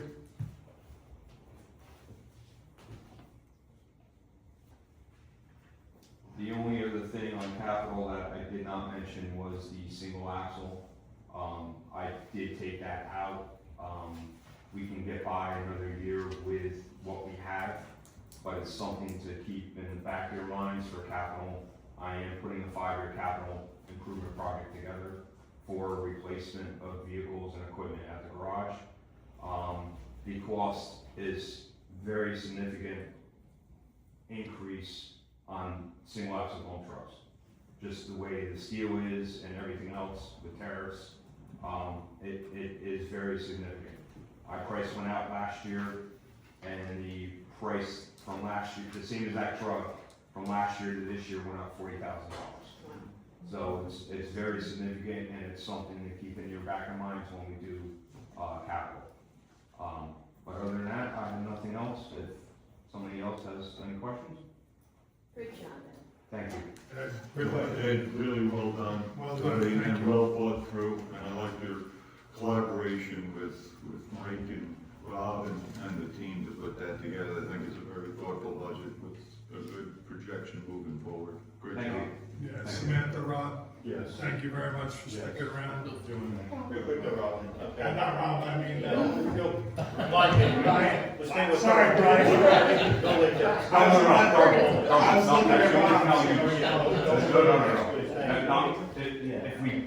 If we didn't do thermal, I'd be yelling and screaming. Thermal lasts 3 to 4 years. We tax is 6 months. Yes. Thank you. That's, you're lucky if you get 6 months out. Yeah, I'm being generous. Ed, thank you. Yep, no problem. Thank you. Thank you. I suggest we take a 5-minute break. And I will. Is it 5 minutes? All right. Good morning. Good late morning. So I guess the path I'll take here is we'll start with, if you don't mind, and we'll be on those. So we're going to look at the last 2 pages of the packet you have. We'll start with the recreation budget, general operating budget. Basically, again, staying flat as requested. Besides some numbers, count, movement, there's no change. I'm assuming there's no questions on that. The only question I have, the girls' basketball, we're still doing that with the township, correct? So, yeah, so basically what we did is, in starting this past year, I just didn't budget separately for it. We are supplementing the Borough girls' registration fees for Rockaway Township basketball. Okay. And that makes it a much more, many more opportunities, play different teams and all of that. if you go- Yeah, we don't have, we had a girls' program here, and there's some thoughts of bringing it back, but we have 2 things going against us. Obviously, gym time. And second, there's just not enough girls that, can fill a team. So you may get 4 girls in 7th grade that want to play, but not enough to make a team. Right. When we combine the township, we're able to make a full team. So that's the idea. But also, as the borough, we're supporting our borough residents and supplementing the out-of-town costs, so that we are taking care of that. Any questions? No? So on your budget here, this is your main operating budget, correct? This, And this includes your events like spectacular, tree lighting, senior events, yes, everything? yes. Okay, so how many sports teams or programs do we physically have operating within the borough that we're not combined with another town? And I understand some of the stuff has to be combined because of the lack of participation from borough residents, but how many in-house things do we actually do?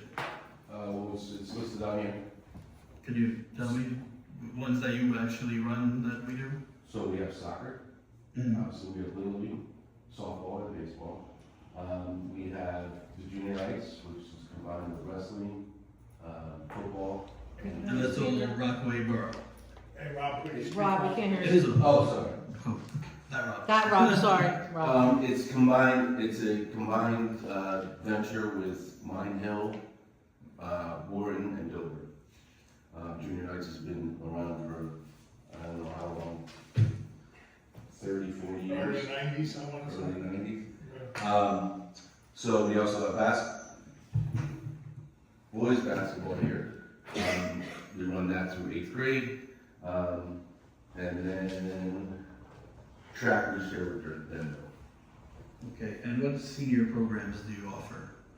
Senior program, that's not under my jurisdiction. But I see in your budget from 24 and 25 that you did spend out of your budget $900 for a senior trip. Is that the senior citizens? Is that seniors in high school? That's senior citizens. So it is under your budget. So it's not under my purview, I did put it in my budget. But it is in your budget, so that's where it comes from, the senior spending. Okay. And the tree lighting every year, Yep, that's under your budget, correct? yep. Okay.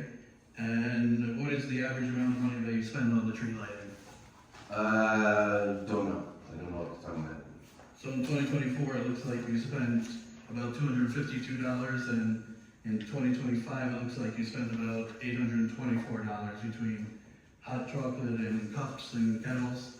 And then National Night Out you do for the police, correct? You bring stuff there? Correct. And how much do you normally spend there? Probably about 1,000 or 2. You spend 1,000 kind of consistently for them. And your main event of the Spooktacular, how much do you spend normally on Spooktacular? It depends year by year, depends what's needed. And I see 1 year for Spooktacular, which was 2024, you spent about $935 on it.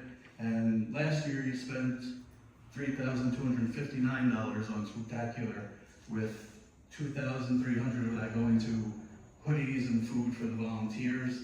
Mm-hmm. And for the general public, $589 went to stuff for them. Now my question is, for 24 and 25, both years you gave back $11,000.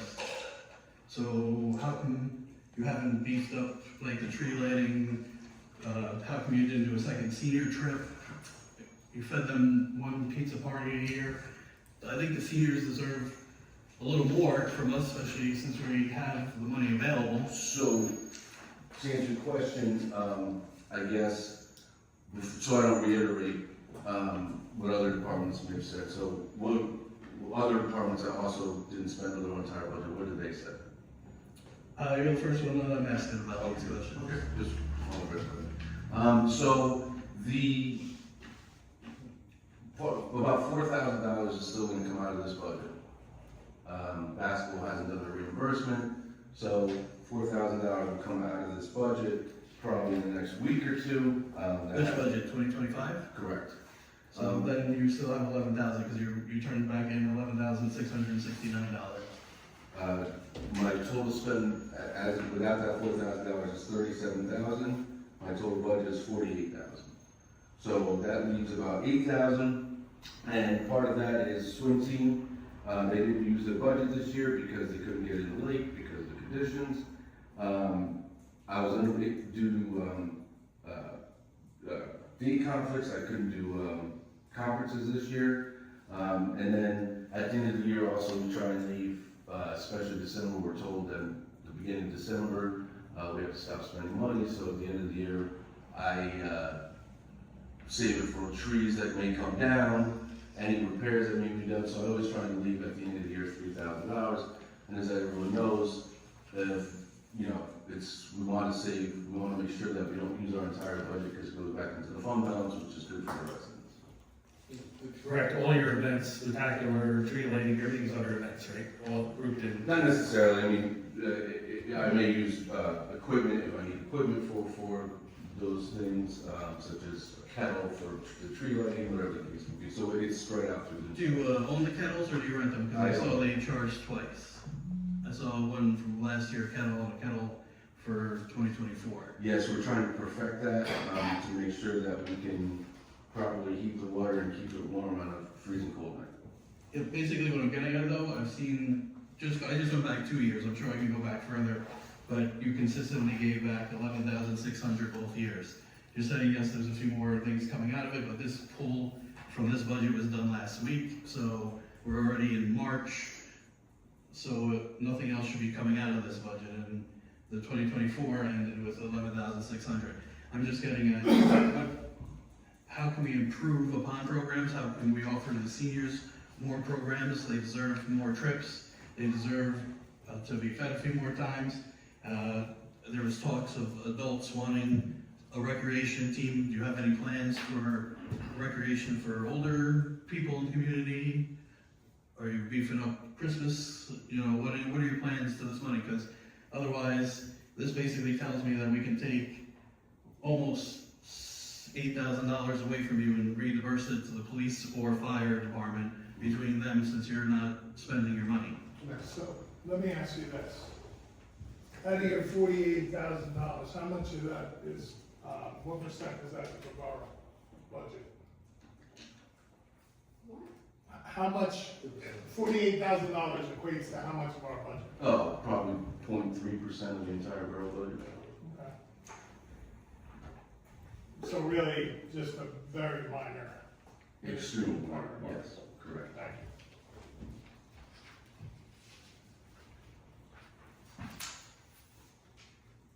So do you have any ideas for this year? Are you adding any programs, or what are we doing? And one more other question.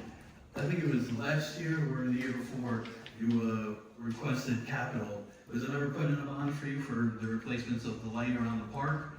Or was that and was it actually placed into a bond and reserved?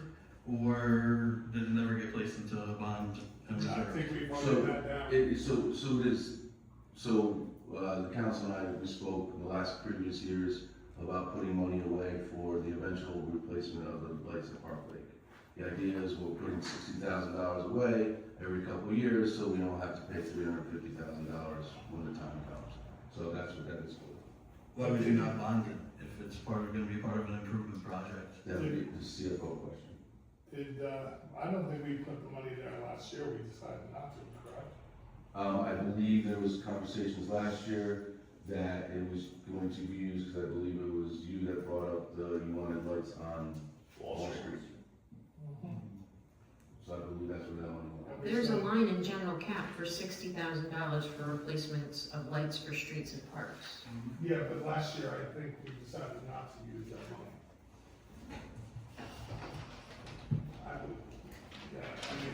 That suggestion was made by Rob and I when we looked at the lights and what it would cost us if they all went out. We did say that we should be putting a certain amount of back in that year to cover the lake. And then I think last year we talked about moving the money correctly, as you stated, to Wall Street, but I don't think they ever did anything with that. It looks like it goes out to bond anyway, the 60,057 goes out to bond. Yes. So this is all, it's a catch-all. So the reason why it's labeled streets and parks, that way it can be used at either Park Lake or at Wall Street if necessary. But again, it's a saving, it's a build-up to a bigger project, instead of $350,000 one year, we're putting a little bit away every single year. Is there a time limit that we know, or we have to ask somebody else? No time. No time limit? And there's a replacement of the hockey rink. Now, most towns have repurposed them and, don't have them anymore. So is there another thing that's popular that should be considered to be being placed there that's better serve the community? Well, if you don't mind, I was gonna wait for that for capital. Okay. There was just a question that have you had contact with the group that wanted to create a new sports program? I have, yes. Do you have a result, or is it just still in the works? No result. My rec committee meeting is on Tuesday, and there'll be discussions there. To Councilman Haynes' question, I have the 2025 budget up here, and I believe we did fund $57,000 on a bond for replacement of lights. So, unless that got pulled out at the last minute, that was my last number on that as of last year. And the lights were replaced? No, no, it's a portion because. Yeah, it's like, I think there was a 4-year We were plan. gonna use a 4-year plan for that, 4-year but plan. it was expanded to say 4 lights, which wouldn't just wouldn't be specific to Parks Lake. We also looked at Wall Street for improving and upgrading the commercial lights to make the downtown a lot more consistent with its lighting. So just to reiterate, and I'm still looking for the answer, do you have any additional programs or anything in the works to better the recreation for the residents of Rockaway? Right as of this second, I do not, although we'll be talking about Tuesday direction.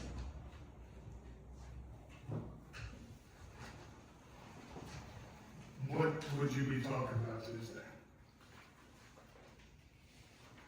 Whatever our plans are gonna be for this year.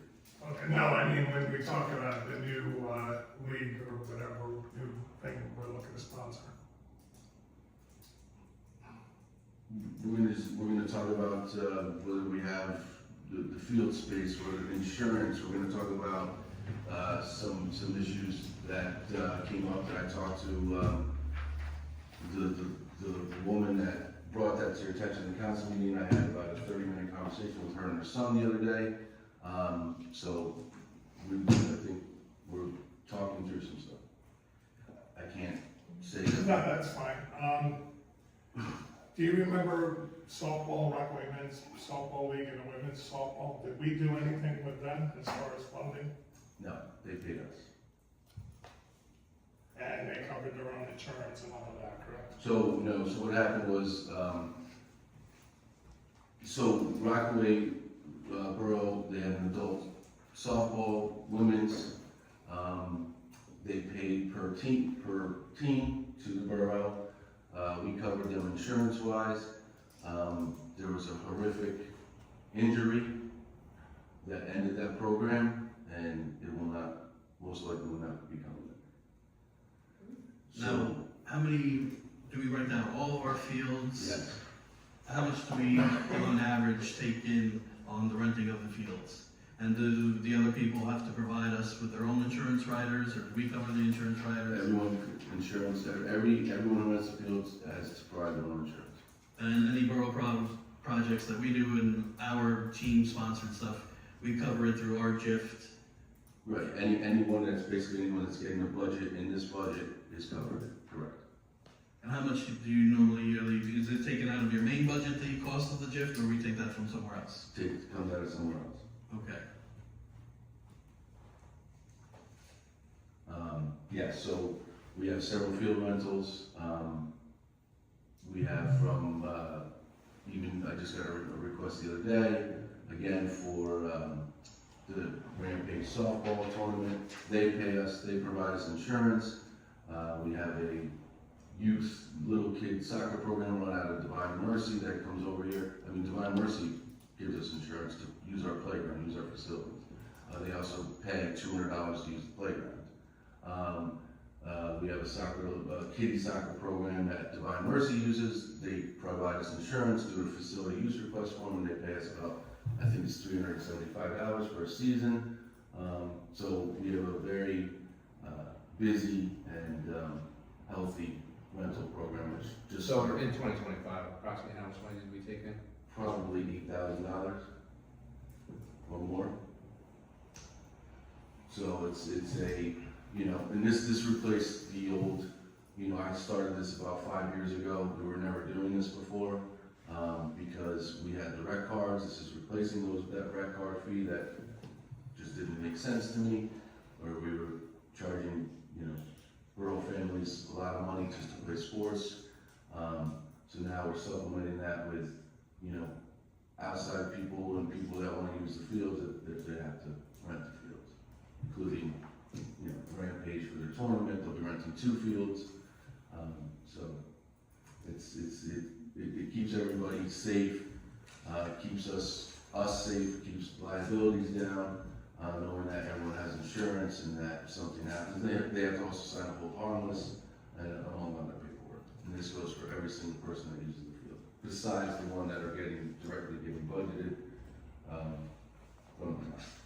And of the fields, do you, off the top of your head, or do you know how much you spend on maintenance on them, on the cutting of the grass seeding, the winterizing, like? So, and does that come out of your budget, or does that come out of the trust, or where does that come from? so that's on the next page. You have the turf management of fields. We have a contract. We're very happy with that contract. That contract provides for aeration, seeding, fertilizing, etc. So as you can see, that's about $20,000 for the year. So that is the cost to maintain the level that we see now out there as far as how nice our facilities look. DPW obviously cuts the grass, weed whacks, etc. And do you have any open programs that you've been working on that haven't been completed? Like Park Lake, adding a berm, or like taking care of the sand over there? Did you get funding for that in the past? And is it something that's still ongoing? So it's something that, I know we've talked about it, as something I would like to take some action this year. You know, we've talked, I think, for the past 2 years, before it's time, of course, of shortening that beach, putting a berm there. Ed and I have discussed it. You know, nothing, but something just to, you know, get started on that. Yeah, I mean, we so have, especially there is no beach programs this year, no things like that, no swim team, so I think this would be. there's only, just, as we've discussed, there's only a certain area we can do according to the DEP regulations. Samantha wrote, gave us the map, you know, but Ed and I have discussed this, we're ready to go. We have a lot to do, we have a lot of projects we have to do. And is that funding, have you already gotten that funding? Is it Yes. it's holding over the bond, we don't have to add anything to it this year? That's correct, that's why there's nothing on here for that, correct. Okay, what was the first year that you got that funding? Has this been a 2-year, they did it last year? I just want to get a timeline to see, like, what day one to today? Like, was day one, you came in here at a budget meeting, obviously asked for money to do this, and then it was started, not started, and like what year? The year was, I believe this was all part of the dam project, which was a $2.5 million project, give or take. I believe that was part of this. And then we went out for Park Lake money to begin working on the benches. The beach thing came up about 2 years ago.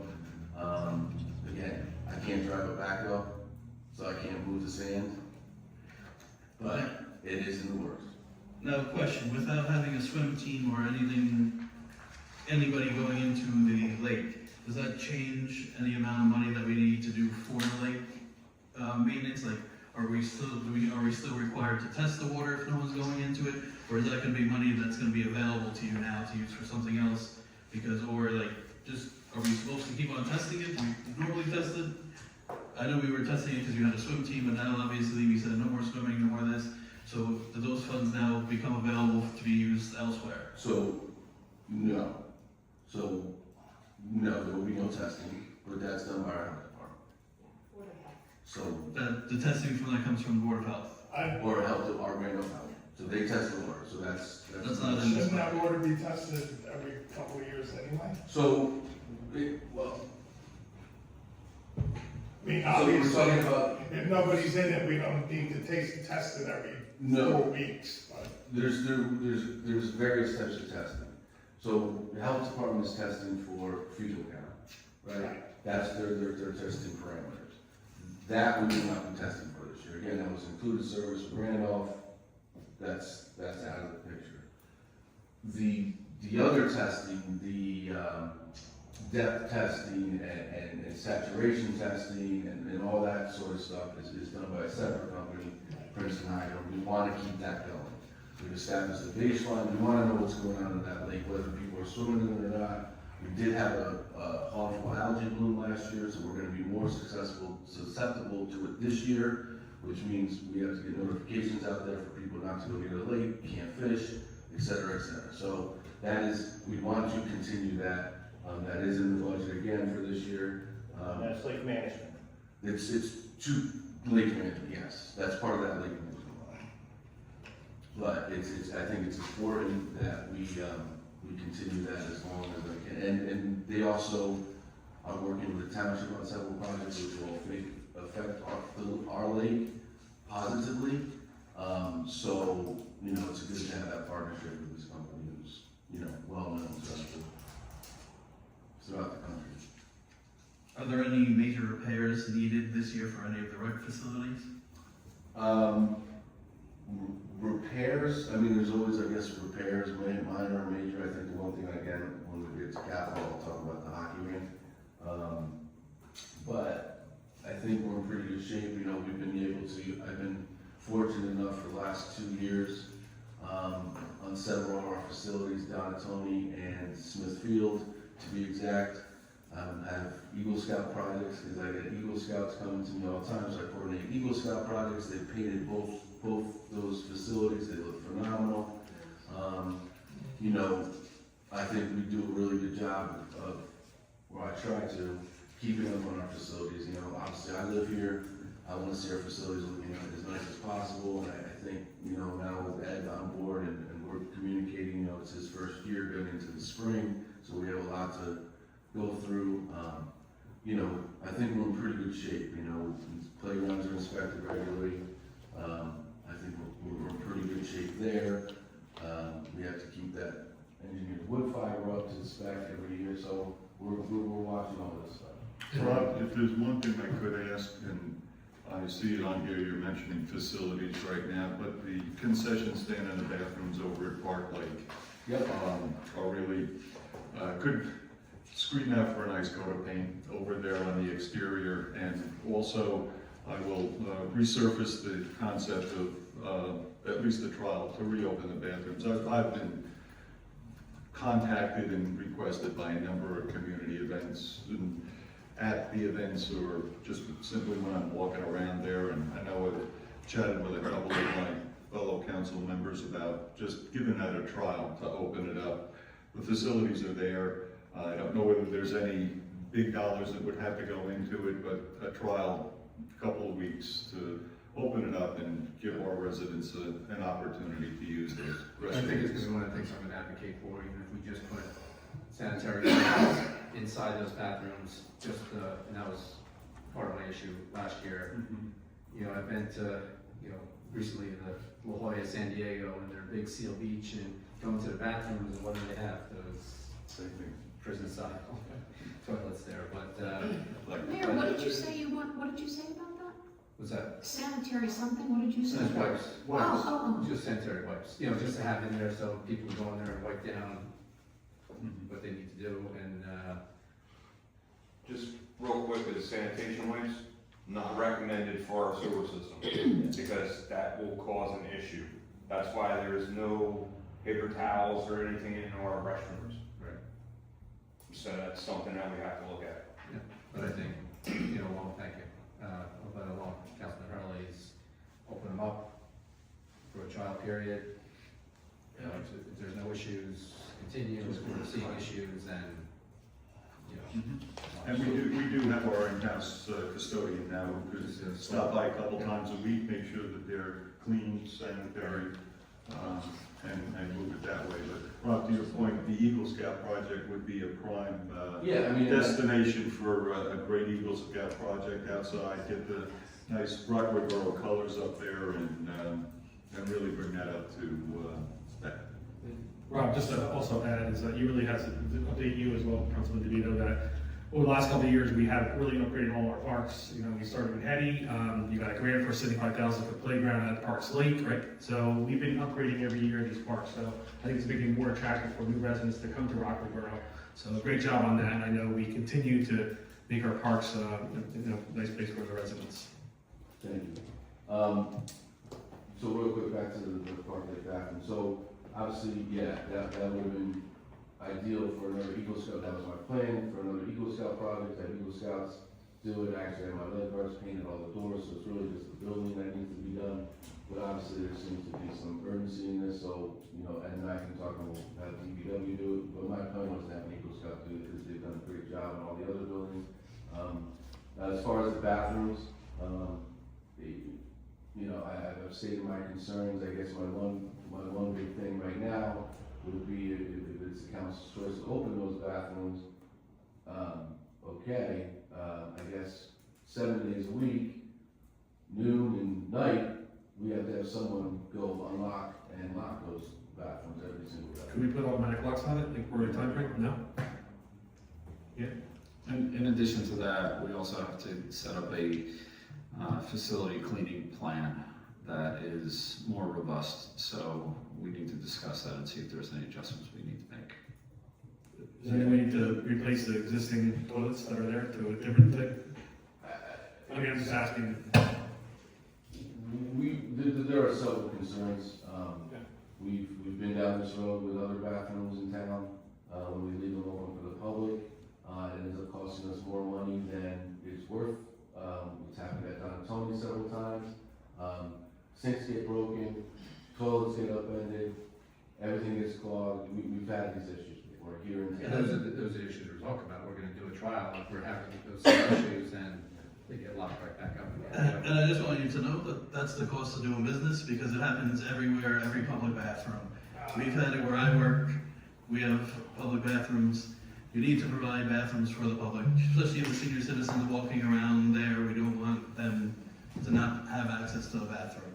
And yes, they get damaged, but porta potties in the summer are, I don't like them. I don't know about anybody else here if you really like using the porta john. I'd rather go into a bathroom and between the DPW employees, maybe we need a park ranger position for someone to check on the bathrooms part-time to open and close them, or somebody assigned to that, because they should be being checked regularly, but everyone has the right they should have a bathroom at a park, and especially a park where people go. And Parks Lake is very busy. I walk there. I know, Jim, you walk there.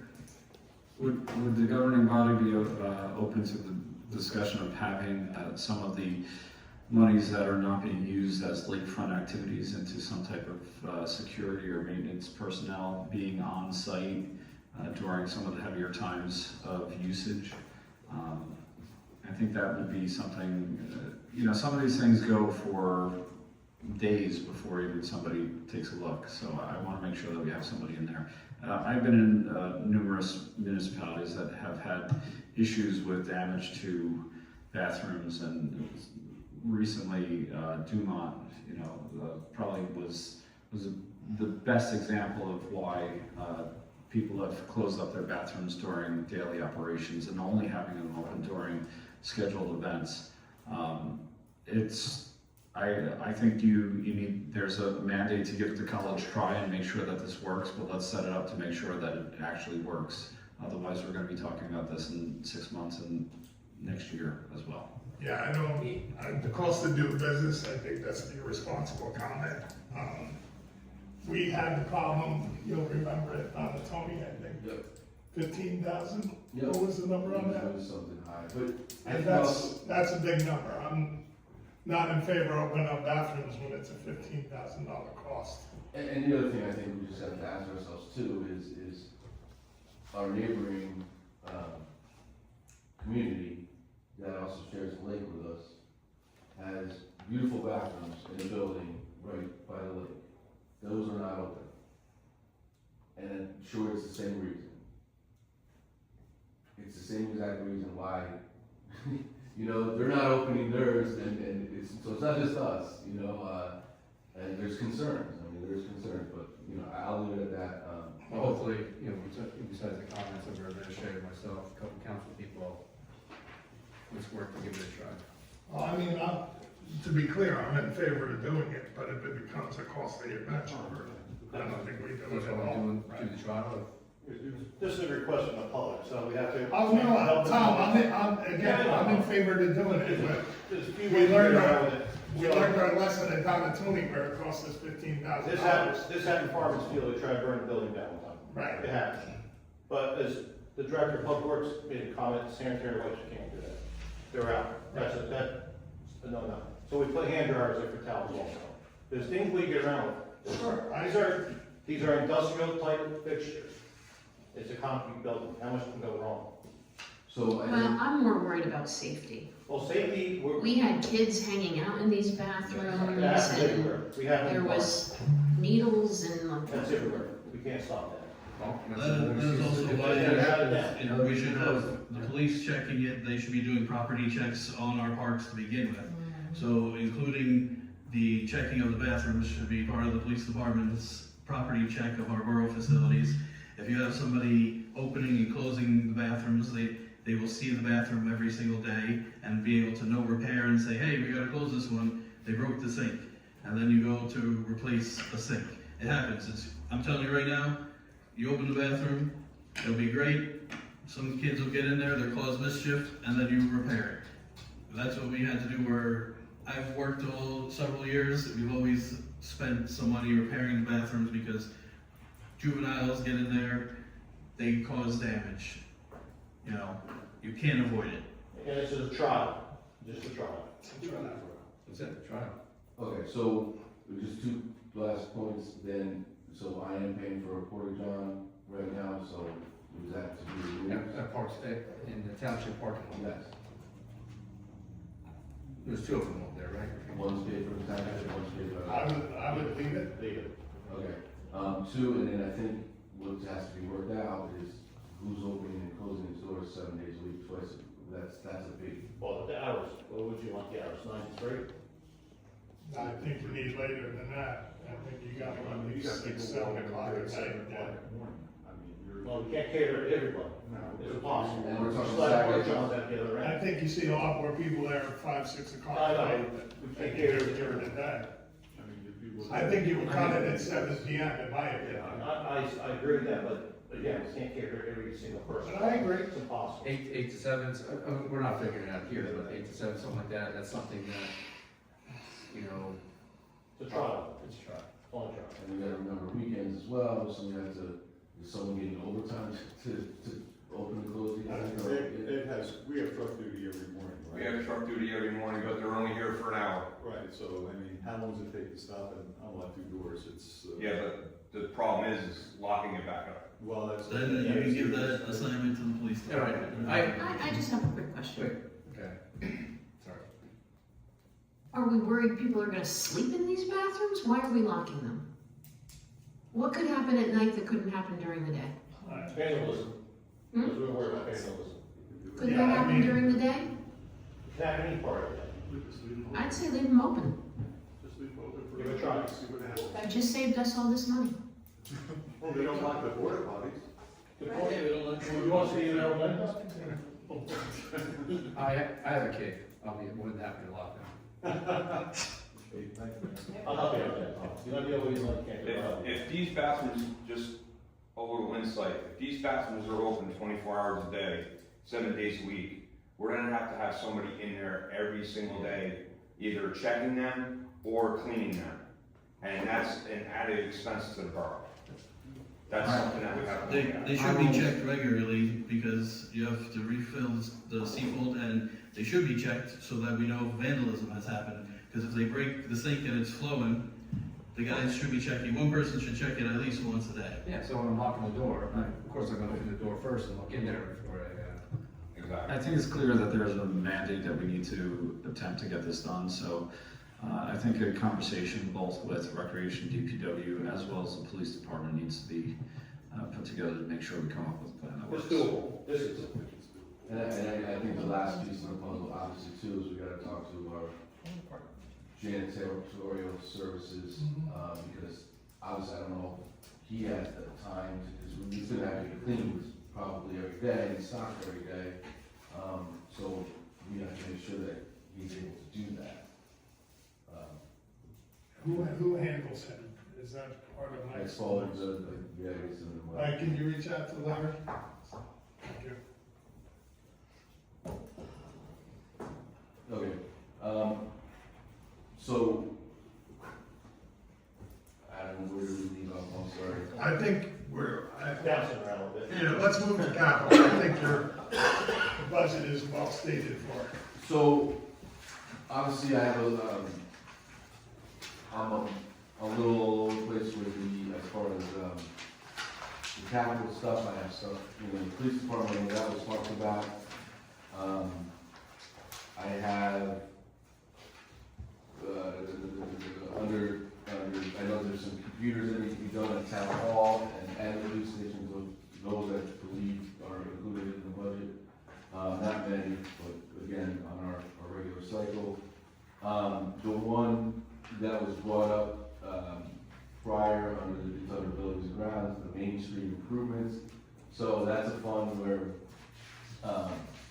I've been using for the planters, banners, stuff like that. DPW Director Nunn and I, we are proposing, for this year to start, at each end of Main Street West and replacing those blue signs. So we wanna start there, and make that a little more modern, a little cleaner, a little, you know what I'm talking about, the light blue signs coming into town both directions. And eventually, obviously, move on to the other signs, but, with this Main Street money, and among other things, whether we need garbage cans, flowers, the extra flowers, or So again, it will be going towards that. I don't know what the appetite is to replace those signs, but that's what we were proposing. So I want to jump into Main Street. It's every year we talk about holiday decorations. Yep. Took a stab at it, they didn't work out too well, they're hard to see. Is there anything else that we can look at, a catalog? Yeah, whatever you just look If we at. need to see something, they're nice, but they're not there. They're kind of small, can't really see them. Yeah, just So, whatever. I'm sure Councilperson Ernest, I understand. Well, the season greetings banners were very nice. Yes, they work on, they work at nighttime, the lights itself on the poles. We talked about this, the poles being decorated, the garland's great, but we need more, make it look more festive. Yeah, and again, I've heard much around town. all this, Several holidays. yeah, and all this Main Street money is we keep funding it goes right towards that. I mean, we've been building up to, we came a long way in 2 years, you know, we didn't have banners up 3 years ago. Yeah, but the banners, you don't see at nighttime, can't see them, So we they have, want lights. we have the Rockaway Borough banners and, you know, we've done the garland, but we want to replace the snowflakes. So yeah, obviously, we want to cover all this as well. We need to change it a little bit more color to it. Yeah.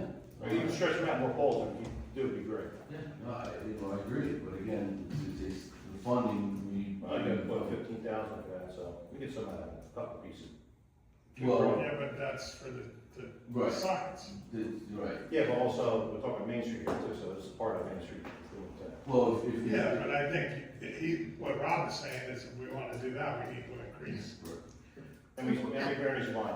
And it's always been cheaper to buy holiday decorations now Yeah, than sure. October. Yeah, it's always June when we go on sale. Have you been or done any work towards getting a streetscaping grant so that we can improve the main street using a grant money? Because I know there's a bunch of streetscaping grants, I know 1 or 2 come out every year. So has there been any look into I don't green? No, I am not familiar with. Because, normally the streetscape includes garbage cans, benches, lighting, sidewalks, But, you know. but not decorations. No, I'm not talking about the decoration, I'm just talking, you said some improvements to Main Street, like, you said garbage cans here and there. Yeah, so that comes out of the grant, the garbage cans come out of the grant. Which Yeah, grant? But have you looked for a specific streetscaping to improve the downtown? Like, because obviously the grant, what's there now is probably done by a streetscaping grant. Those pavers and lighting, that was probably, probably like 20 years ago that kind of grant was. Maybe 15 years ago they had that kind of grant where they did the sidewalks like that. Because I noticed it in other communities too, and I I know think they we've did it always through a budgeted for streetscape. those things. Hmm? I think we've always budgeted for those things. You never applied for a streetscaping grant? I've not heard that. The sidewalk was a grant. The lighting was a grant.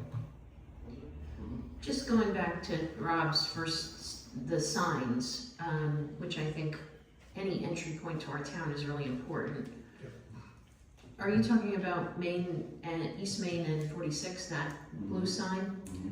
Have we gotten any more information about what is happening at that intersection? I thought they were cutting it Because back. that whole, That whole thing. I was just at a DOT meeting in Denville about that whole situation on 46. They are not touching our intersection whatsoever.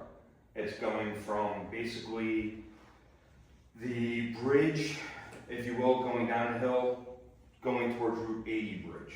That's the only section in that area that's being touched. That project is going to be starting in 2030. They're actually widening 46 from that traffic light down to Route 80.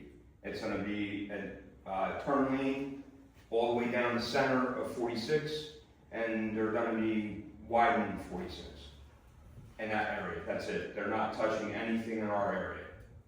that is very helpful, thank you. So, that being said, that garden is a disaster coming into town. We need to really, I think we need to put some money into a new sign, maybe with the grant, whatever, but we need to really make that a welcoming area as people come from Denville to Rockaway Borough, because that looks terrible.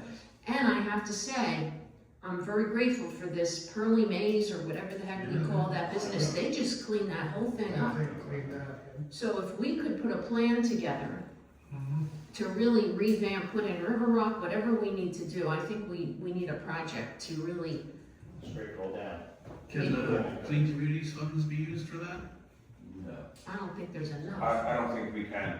I think it's basically for like garbage cans and stuff like that. See, it's not for, I like that, I'm thinking. sorry. I know I've talked to Ed about this, but I think that our street signs really need to be an update, so we can put a 4 year 5 project, and we, a lot of us talked about this in the past, starting with Main Street, especially for our Borough color somehow come into it, because you see Denville, all other towns have, beautiful street signs. So I think we put a project, together, a 4 or 5 year project, and just start putting a plan. Yeah, I think, we've actually discussed that already. yeah, Ed is also, on his budget, you notice that street sign line went up a little bit, again, to address some of this stuff. The Main Street stuff, again, if we wanted to up that line, up that Main Street improvement sign, we can start doing that project. I mean, we're talking, what was the cost per sign? It was significant. For the welcome to, No, for the street oh, sign. the street signs alone, they're upwards of roughly, for the 2 signs per intersection, $100 to $200. They're not cheap, because you're customizing them, you're updating them to. Are you putting the borough seal on the signs? We can come up with different designs, and once we get a color picked, we'll come up with the design where you want to put them, if you want to put them on the sign, or you want to go above them. It's going to be up to the council to make that decision there. it's probably 20 or 30 from west to east, if you count them, just a starter project, and we know there's 150 in town, whatever there is, right? Just do a plan. Yeah, and we also have to look at replacing the signposts themselves, Yeah. because a lot of them are very old. And that was a significant. That was a huge, that's a big, So we wanna do those like nice black poles, like, something like that, with the nice look on them. It's gonna cost a little money, but do I think it would look great? Absolutely, I think it would look phenomenal. But, again, if that's something that we wanna do, then we would need to up this Main Street improvement line. Well, and again, if you do it all at once, it is just gonna cost, but if you put a plan together, start with the town, Main Street in town, right? I mean, it's something that I think we all agreed on, that, right? That's right, over these rules, it's a big ordinance that Yeah. that passed it. It's an eyesore. So I think signs are a great idea, Pat. I think we should focus on that next year, that's gonna be very substantial. Let's get the. Well, I mean, we can put the plan together, right? We can put, work something for next year, it's not gonna happen this year. Let's start with two entry town ones, which is good, and, FYI. Yeah, so I guess we have two schools, Bob, you're right, so obviously it sounds like street signs might be a project for next year. But as far as this year, I don't know, there's appetite to replace, at least start with those 2 blue signs at the end of, at the end of the main streets, just to start there. 513, Green Pond Road. That's something, That's the third I one. have to cut, for this, since it's Main Street improvements, it has to be Main Street. So, Oh, see how much signs come in at. they're about 5,000. and that's installed. Rob, this upgrade that was done out front here was beautiful, so, Who did that? Barbara Koch did that on her. that upgrade, so we really have to fully replace, we can't do something like, I think, and again, maybe it's my personal preference, I would like to see that color disappear. I think it gives it's not modern, it's not a modern color, it's not our logo like you see in the back, it's a little more modern, and I think, I wouldn't even necessarily go, personally, I wouldn't even go with the blues on the signs, I'd probably go with a nice black, with gold lettering or something like that, engraved. You see them around towns, I'm especially fond, and close your ears, Ed, the ones in Warden, I don't know if you drive into Warden, there's the Costco right there, they have a brand new welcome to Warden sign, and it's beautiful, Oh my God, it's St. Patrick's Day, it's Valentine's Day, it's Easter, like Wharton does it. Don't bring that up, that was a nightmare, thank you. But Do you have any plans to illuminate the signs, or is that, do you just want to replace the sign, no illumination? I mean, I know, Tom, what do we do, solar lights somewhere? Yeah, they don't care. No, Yeah. I think it's You're all talking about electric. broken little safer on, the CVS side of things, but, you know, we could try solar lights very well, the night wouldn't be terrible. Otherwise, we're talking about running electricity in the place, I don't know, we can, especially at the garden area. So what do we need to increase this item? Well, I guess it depends what everyone's looking to do, so we figure the signs, you know, are gonna be, let's say, you know, $12,000 total, and then you're looking at, the other projects like fixing the garden, I would estimate probably to be, I don't know, $7,000, give or take. So you're looking at a total of 20, maybe, so maybe just another 5 for this year, might be able to. So just do 25 to be safe? We could do 25, because it's always gonna, no matter what, that money's always gonna go to an improvement on Main Street. On Main Street. So, even if it means like, we had the issue with the light that went down, by the gas station, that's Main Street improvement, so fixing that comes out of it. So stuff like that, anything Main Street related, comes out of that. Last year during the budget session, the Garden Club put together a proposal for that Yes, revamping. I'm gonna find out what that is. yes. Yep. Main Street, so we wanna move that to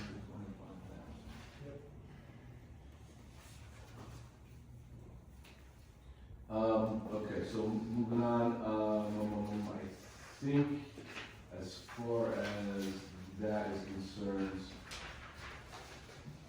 good, so we move to the last page, or I'm sorry, I apologize, on the last page, the third page. So I'll start with the low hanging fruit, so the fencing repairs and replacement, over the winter, we've sustained some damage, especially over at Hetty, so that needs to be replaced.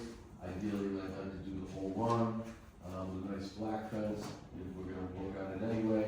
And I also talked about moving that fence, because obviously, as you know, what's happening is the plows, when the plows are this is not the first time it's happened. We're talking about moving the fence back a little bit, that way it'll give space for the snow, that way it's not hitting. Crushing the fence. Right, crushing the fence every time. So that's what that's about. Obviously, we always have around town, you know, fencing repair, replacement, whether it's a ball field, you know, at the end when it starts to curl up. Again, we've done a pretty good job of replacing a lot of fencing in all the fields, so, it's more just repair, tree falling, whatever the case may be. So it brings me to, the hockey rink.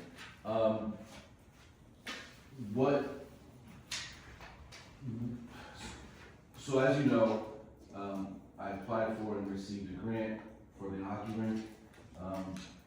We are keeping it a hockey rink, one, because it has to be a recreational facility no matter what, because it is a Green Acres property, so that will always be recreation down there. Two, from the public, several members of the public have expressed their desire to keep that a hockey rink. It's one of the only in the area. It's actually unique, and that was part of the success of the grant, because I was able to say that people come from Denville, Rockaway Township just to use that rink because there's not another one around. There's different sports that use it, just not hockey. Lacrosse is using it, and I know we've been through this before. Can we rent that out? We can. That's part of the rental facility. And I actually rented it out to Renegades Lacrosse. But it's in disrepair, obviously, as we know.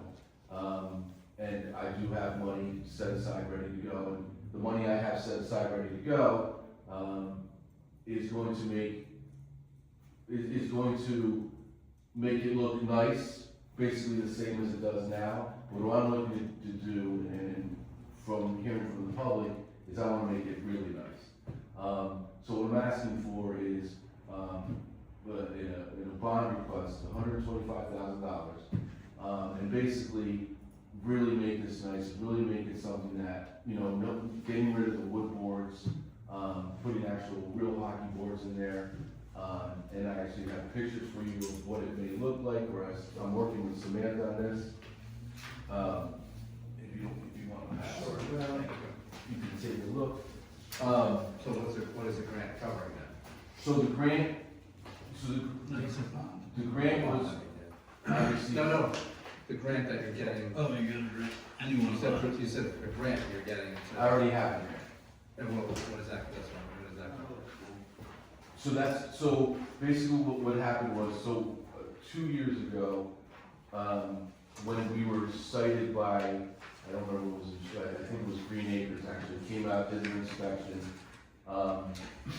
They asked us to address the cracks and so forth in the rink. I came to council during budget time.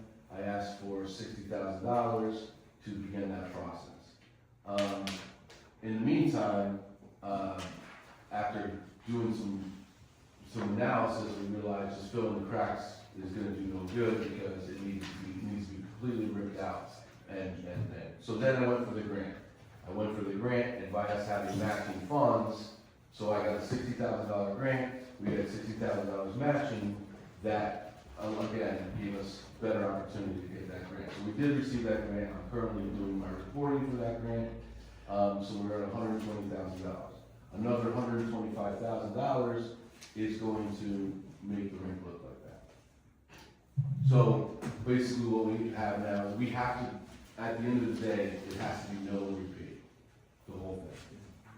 There's just no way around it. To give a little background, I remember it was like 10 or 15 years ago, we did a project where we just band-aided it. We got 110 gallons of yellow paint from Denville Line Painting, a donation. So we upgraded the boards back then, and so we put a band-aid on this about 10 or 15 years ago. So we've been putting this project off for years, right? I mean, I know every year we try to put it in, but I think this will really make any park pop, with, and then we'll be able to rent it out as well, Well, the idea being too is at the end of the day, something's going to happen this summer. Something has to happen this summer. So for the grant, because I have to get the grant moving. So whether it's a smaller scale project or a larger scale project, something will start happening this summer, RFP, whatever.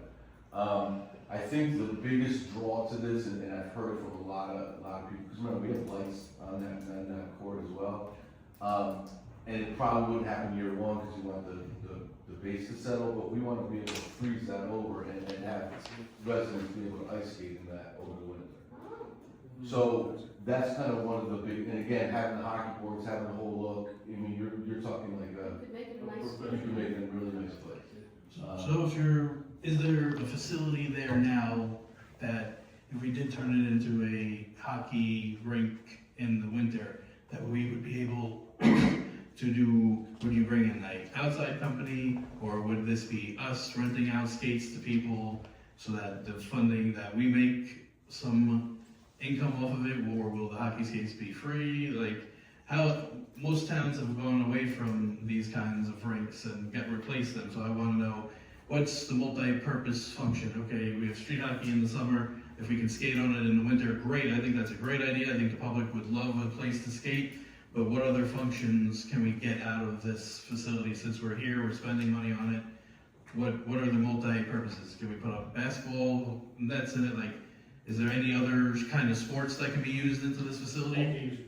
Yeah, so I brought that up, so I rented out to lacrosse last year. Oh yeah, lacrosse. Soccer, 4-on-4 soccer, you guys use it, you see soccer kids all the time, you see kids skateboarding in it, you see, you name it, it is truly multi-use. Rollerblading, instead of going to Parks Lake and knocking people over, you can go to rollerblading, Yes. everything, all that stuff. Yes, so, again, it's unique to Rockaway Borough. It is, again, a preface that's saying the next closest one is in Morse Plains, and that's heavily used as well. I have a question. Sure. I know the answer, but I think the public is here. If you build it, they will come. Yes. They come with vehicles where we're parking. Yeah, I mean, we have that issue plenty of places. What we done? I agree. What are we doing parking? Same Well, I have to issue say, as Lily. I'm at the police station watering that garden on the weekends. There have been times where there's 30 people on that, playing. Right, So, yeah. I don't know, they're parking somewhere. Do we have an organized street hockey team now that uses it or rents it from us, or is it just people randomly showing up? Yeah, I mean, everyone's randomly showing up. Like Divine Mercy does use it for their gym for hockey, for street hockey. And they rent it out from us, or they just are showing up? Who? You said Divine Mercy Who, Yeah. so they rent it from us, or they're just using the They facility? they rent the whole entire complex, so it's part of their gym program. Again, you know, we've had some people come to the rec committee, or the rec meetings, you know, this is something that, you know, residents want, kids want. Hockey's becoming big, hockey's becoming a bigger ticket item, but I like this because it can be used in several different ways. Again, other options are, you know, again, I applied the grant to fix the hockey rink, so I have to use a grant for a hockey rink of some sort. But we did talk about other options. We talked about, you know, let's say you rip it down, you make more basketball courts. I don't know if that's necessary. You know, it offers, you know, at one complex in the middle of town, we have basically a fairly new playground, which is probably the most popular playground in town by far. We have a softball field, we have a basketball court, and we have a hockey court. I mean, not many towns can say that they have that in the center of town. And I think it's the nicer we make it over there, the nicer it makes the rest of the center of town work, because it's so in proximity to the police station, et cetera, et cetera. Parking, you know, we have that everywhere. Smithfield, you know. We also have use of the same Cecilia parking lot. I mean, it's not that far of a walk. Right, yes, people do. I mean, during girls softball, everybody parked over there. On property. Excuse me? Not our property. No, it's not our property, but people park there anyway. I mean, I think it's a valid point. I think, though, we have this issue in a lot of our facilities. I mean, Smithfield alone, obviously, you've never been down there on a weekend for a baseball game, you can't get down the road. Are there bleachers currently there for, or are we gonna add new bleachers with this upgrade here?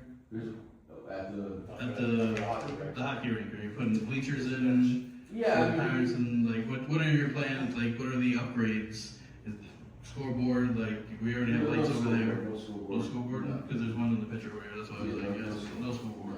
No, it's simply resurfacing the court, ovaling it out, putting new boards in, repairing, replacing the fencing, having a better access gate to get in and out. And again, this was designed by our engineer, so she's well versed in what needs to happen, drainage, pitching it, so it's draining correctly. Obviously, right now, it's not getting close. Lighting, Lighting's already there. Yep. so it's serviceable. And what, Yeah. what would be our yearly cost to freezing it, like, to make it into the ice rink? Like, what's the cost added to that? I think it would be, I mean, again, I'm not talking about bringing heavy machinery in here. Like, if we get a cold winter, so the idea would be basically putting a heavy plastic tarp over the surface and filling it with water from the hydrant. We're gonna need a Zamboni. And we can stand over. I wanna drive this Zamboni. So, again, That's a union. Plow the street to it. I think the expense would be very, very minimal. Just food for thought, we used to skate here back in the I know. side. Yeah, It's no, the same thing happened, it's the same thing, it's just, nothing else. It's, again, and I can almost guarantee you there will be 100 residents willing to go out there and shovel that snow off that ice so they can. Oh, People are looking to skate again, so. Yeah, they are. Let's give it a They shot. are. It's safe. The lake is too dangerous, we can't skate there.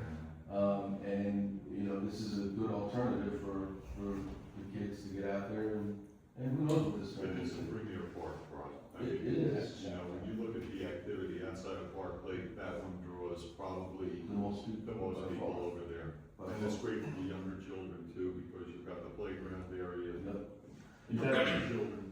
To that, we did the basketball court, the playground, and fixing the fence going down, and this will be the last part of it, really, to make this really attractive. Figured it out. Yeah, there's always things, you know, we took the trees down in the outfield and at the park over there, so that cleaned that up a little. I mean, there's obviously things are always gonna work, you know, come up and we have to continue working.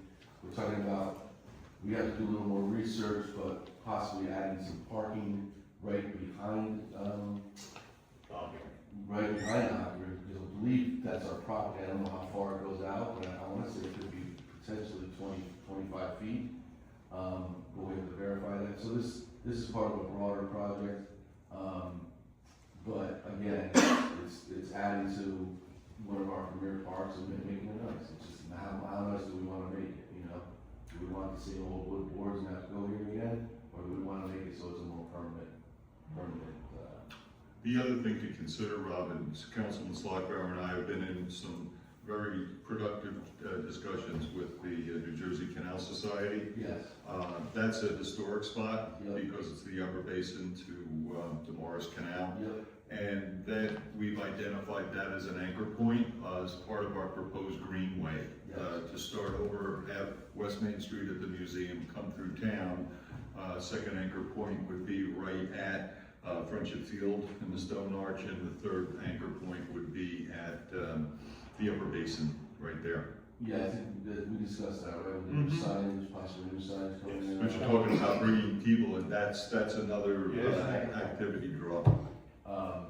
Yeah, again, I think with all this that we talk about, you know, I think the borough and us as residents and everybody, I think we sometimes rest up back and realize how lucky we really are. I mean, really, in a small town, we have a lot of recreational facilities. I mean, it's not normal, you know, we offer a lot. We have more playgrounds than Rockaway Township. For a 2.2 For 2.2 town, we offer a lot. People, you have, what, 7? Yeah, Overall. yeah, we have a beautiful lake, we have beautiful baseball fields, we have soccer fields, you know, and, Well, we've got the parks, we've also got the, right along here on yep, Jackson. yep. Just moving along, Rob. Do we have enough clay? We have nothing for clay or yes. I just already just bought clay that was delivered the other Do we day. have enough wood chips for the playground? Wood chips I will be addressing, yeah, Okay, we got nothing here for it. yes, that'll come out of my budget. Cause that budget line, we don't wanna go over. So these are the big ticket items that, again, we don't do every year. Clay is already ordered, it's already sitting, ready to go. Wood chips will be done a little differently this year, I've talked with Ed, it's engineered wood fiber, but we will be making sure that we're up to levels that we. So sooner or later, we have to understand wood chips have to go. Yes, Sooner or later, we have to, that would be ideal, they need to go. that would be ideal. Unfortunately, that is a very, very. It's very expensive, but it's the right thing to do. But I think the plan, the prudent plan is you don't wanna take an old playground and put the surfacing down, right? Correct. So as the playgrounds come due, then we address the surfacing. So the only two ones that we have 3 left that have wood chips. We have Tony, we have Smith and Centennial. Yes, it's Danielle's. So Centennial's fairly new. Yeah, it's not really used too much, but that's. It's used enough. Yeah. So then we have that, I would say the Don Tony or Smith would be That'd be next. primary, that's fine. And we put the surfacing down there. Yes, it's cost effective, it's much better, agreed, 100%. It's a safety issue. It's a safety issue, but that's, you know, as we replace the next set of playgrounds, that's something we have to consider. But again, it's costly, you know, very costly. Folks, just quickly going back to what Council President Burnside had requested, do you have an idea of what the Garden Club had estimated to repair that or rebuild that garden at 46 in East The Meadow? garden club only did the design, they didn't price it. Oh, okay, because it was just so that we can help Jennifer here with that. I was just figuring if there's a roundabout number so that she can start working it in. No, they only did a design, you know, River Rock was, The ideal service. yeah. I think I remember seeing the design, and again, I'm estimated at somewhere between 5,000 and 7,000, and even, I'm sure Ed would be more than happy, I'm sorry, Ed, I don't mean to say this. Oh, thanks. But using maybe some DPO employees to be able to do this, I think we could do it, possibly. Yeah, I just think, and I think the garden club did a great job in saying what it could look like and maybe materials, but if we have one shot to get this right as the entrance to our town, I just wanna make sure we're asking the right people and, you know, doing it right the first time. Understood. Thank you, Rob. Thank you. Great job. Appreciate it. Can I bring Great up job, just Rob. 2 quick things? One, Park Lake holiday decorations, we get criticized every year for not having our side with any decorations. Do we want to address that? I think we should. Limited in what we can do there, Melissa. I had done extensive research on those light posts. We could potentially wrap them with something But anything that puts weight or ice loading or wind loading to those, How about just a wreath or something? Well, why don't we decorate the dam, the rail, you know, you rather than marble, that's been suggested before, Yeah, something like that. that would be, That'd be the ideal thing to do. right. At least it's the right direction. There's some bows on it. It's add-on, I mean, Thomas does third of theirs and 2/3 of ours, it doesn't go together. I mean, to me, we're missing something there, right? The towns, we're not coordinating that, because when you see the towns, they have their lights wrapped and lit, and nothing. As Councilman Harley just said, he did investigate this 10 years ago. Was it 10? And you can. It's quite some you time can see ago, now- 8 years ago. Now we're down 3, and they're starting to crack at the top. And that's exactly what the engineer said. When you start to stress load those, especially when you drill holes in them for electrical outlets and it starts to corrode, you can see the damage that it does, and he recommended. But even something as simple as garland, Garland, you could or put a like garland. a Michael's wreath, like Garland with something. bows or something like that, that's By fine. the dam is a great just suggestion. around it, just start. Even on the concession stand, if, you know, there's Just some way to some- dress that up. Well, unless there's like a small solar panel, you do, I'm just saying, You like, just just, do a lot of stuff there, yeah. Let's wrap it. Let's do it. just do something. You You can can see do something. something, I mean. Exactly, it looks 1/3 of theirs looks So we good. might need a little money for that, so let's keep that in mind. The other thing I just want to bring up to your point is the seniors. We used to have a separate line for the seniors and their trips or even transportation. As I understand it, right, we used to have a problem with the seniors in that there were 3 clubs, they didn't get along. As I understand it now, there's 1 club. It's more vibrant than it's been in years. Am I right? 33 members. 33 members. To Councilman DeVito's earlier point, could we do a little more for them? Could we do 2 trips? Could we do a few lunches? And the librarian goes and visits them. Folks from town hall, like, is there something a little more we could do for the seniors? They get 1 trip. So, That's basically the one, I think it's the holiday party. so they get to that transportation line in my budget. is Yeah, what they got- I'm using for that. $900 for the transportation in '04 and $900 for that transportation in '25. And then they got their pizza parties in '24, which was $117. And the pizza party for 2025 was, I'm gonna say 140 because you combine that with the spectacular, so they divided it by 2 to be fair. But I think with having the $11,000 at the end of the year, we could do a little bit more for our seniors. So we Like, could why do don't a we second give them trip. $2,500, let them decide how to spend Yeah, it? exactly, I would give them more money. I believe we used to do 2 trips at one time, like years ago, right? We used to have 2 trips. Yeah, I mean, so they also gotta remember too, they get the budget, it's not on this paperwork, but they get I believe the line is either $5,000 or $6,000, so they get paid per member. So they get, every Rockaway Borough resident member, they get, I think it's $80 a member, something like that. So they do get town money. That's okay, let's give them another event though. Yeah, I think This is we something- could do better for them. This is something that Wharton seniors did, and they just started it like 3-4 years ago. They do run a trip on Miss Laga, up on Lake Pacon, that does want the Miss tour. Laga. That's a good idea. And it's something to look into, There we it's go. something to give to the seniors, and I actually drove the senior bus for that event, and it was a really good tour. And the food was very good on I just, let's give them a little extra and let Yeah, them. give them more. I agree. They- They paid. They're the cherubs of our town. Well, so I completely agree, I love them, I go to plenty of their meetings, just again, as rec. But I just want everyone to remember, I was doing this stuff from rec. So in other words, I was helping them out as recreation. I'm not officially the senior liaison, I'm not officially in charge of the seniors, I was doing this on behalf. So pizza was on behalf of recreation, thank you seniors for being here. So I just wanna make that And I clear. think that's lovely if you do that, but I'd rather give them the money and let them Yeah. decide how they wanna spend it. You know, they have to have receipts and all that, they have to be responsible with the spending and all that, but I just say, if it's a group of 33 now, one unified group, let's just give them a little extra. Let them figure it out. So I think maybe, I don't know, Jen, maybe you can tell me what we can do is maybe just add a line item in my budget for $2,000 or whatever the case may be. there's there's a senior department that does exist in terms of like the budget and like township operations. I don't think you necessarily have to break it out into its own separate department.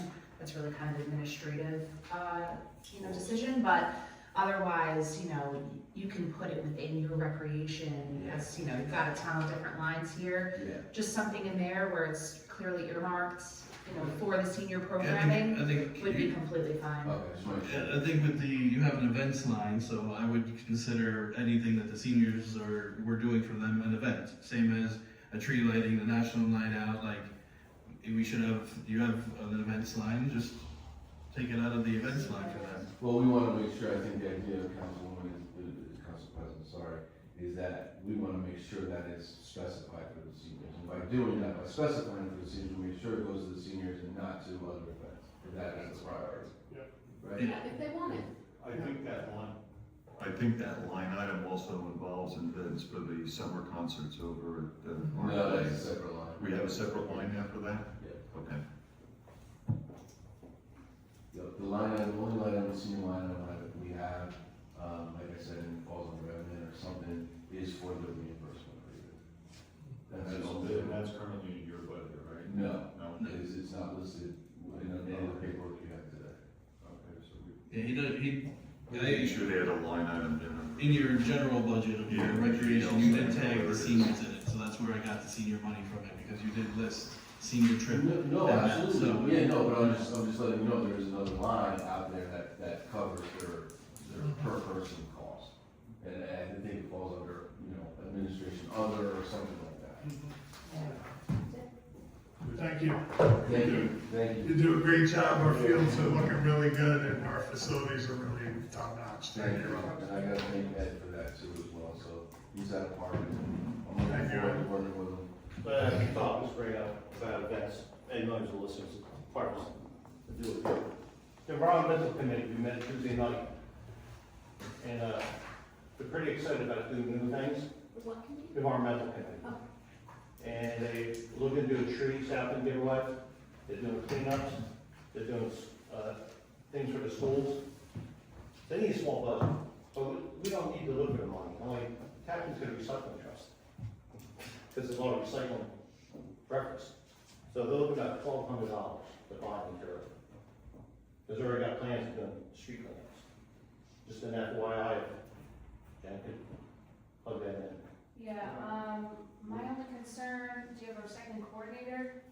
Sitting right here. Right here. So I know that there's usually some guidelines as to what can and cannot be used. Yeah. I would just wanna make sure that whatever is going on there, I mean, if it's in trust, right, you guys have, The law falls in place. but just making sure, cause a lot of those monies that come in, or the grants and stuff like that, you start using them inappropriately and there goes your funding, Yes, so. yes. The law falls in line with it, already. Perfect. We're done. Yeah, that's the only concern that I would We'll double say. check to make sure. Yeah. You're gonna be involved, so we're Oh, yeah. talking about doing street cleanups. Very, starting next week. So that's why, they look for vests, they need vests still. Okay. So we'll talk about that, I'll talk Yep. about it next week. Why don't you put together a quick proposal so that the entire. I think it was already, I gave a proposal, all right, I don't know what's that. I did. I do have a copy of it. You have it, Tom? No. Okay, I did the same But I thing. will pull that up. Did I get to you, Ken? A while ago. On top of that, for underneath the But vest. then we might have to back out, like gloves are usually donated, there's certain things materials that are usually donated that they think they had put into that. Well, like a traffic vest, I look for, printed vest that says environmental committee on the back, and they're not actually picking up trash. I mean, we have, that's happened to Stockholm right there. What kind of vest are they? They're vests, they're just regular cover-ups, they're just Okay. regular. Also look to buy flyers for, the schools, to get some of the activities going on in the schools. In Savins, those you have to purchase, they're not good. Yeah, we'll have to take a look at it. Yeah, we're gonna look for money, because there's no other way to get this done. Yeah, but we have fluorescent vests, Well, that's what I'm we don't saying. need to print them out with, It's just, it's an item to talk about, but we can tap into recycling trust, but it's all reflects recycling. But we're picking up trash. We're picking up recycling, that's all. That could be under community use as well. Yeah, I think it's mainly recycling stuff. Cans, bottles, all on Main Street. The other thing is, I'd like to talk about underneath events, is Memorial Day Parade. For probably past 30 years, it's been $1,700.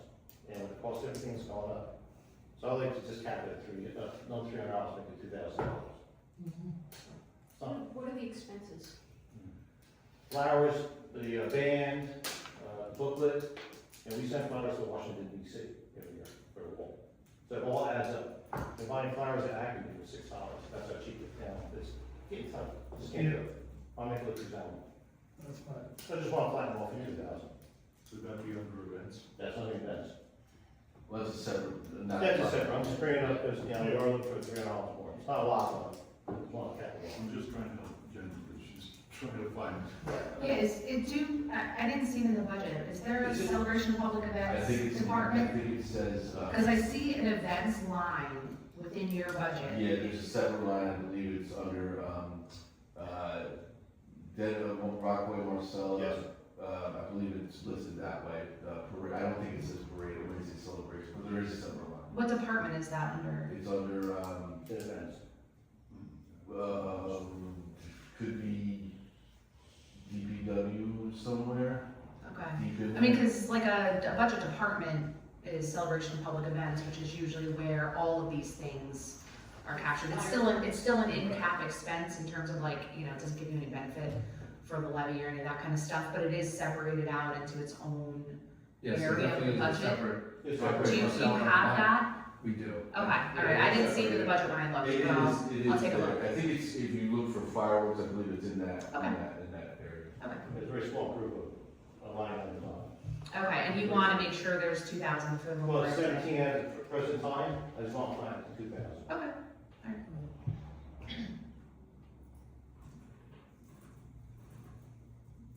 Any other questions for, Ron? Oh, good job, Rob. Thanks. Thanks for all the work that you did on helping us to get to this point today. You're welcome, thank you. You do a certain time in there. Yep, fine. I gotta go, so. Okay. Thank you. In accordance with Resolution 156-20, establishing rules of conduct and decorum for public meetings, please note the following. Please state for the record your name before addressing mayor and council. All comments should be addressed directly to the mayor. Once comments are received, the mayor may redirect questioning to other members of council. I will not address matters of personnel.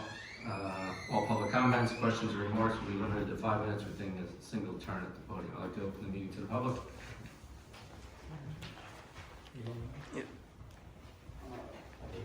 Angelo is down 151 Pleasant Avenue out there. I want to thank, you know, for Ed for being here because he did answer some questions. I think like the water and the engineering, I wish they were here, so we can answer directly itself. So for instance, I know the streets you said you're going to pave like Adrian Drive, Phillip, Dominic itself. As before in the past, Mount Pleasant, we had problems with driveways that were on the low end itself. And say, for instance, 45 West Flag Street, I had mentioned to you, water going down the road itself, down the driveway, because there's no 2-inch lip for the driveway apron.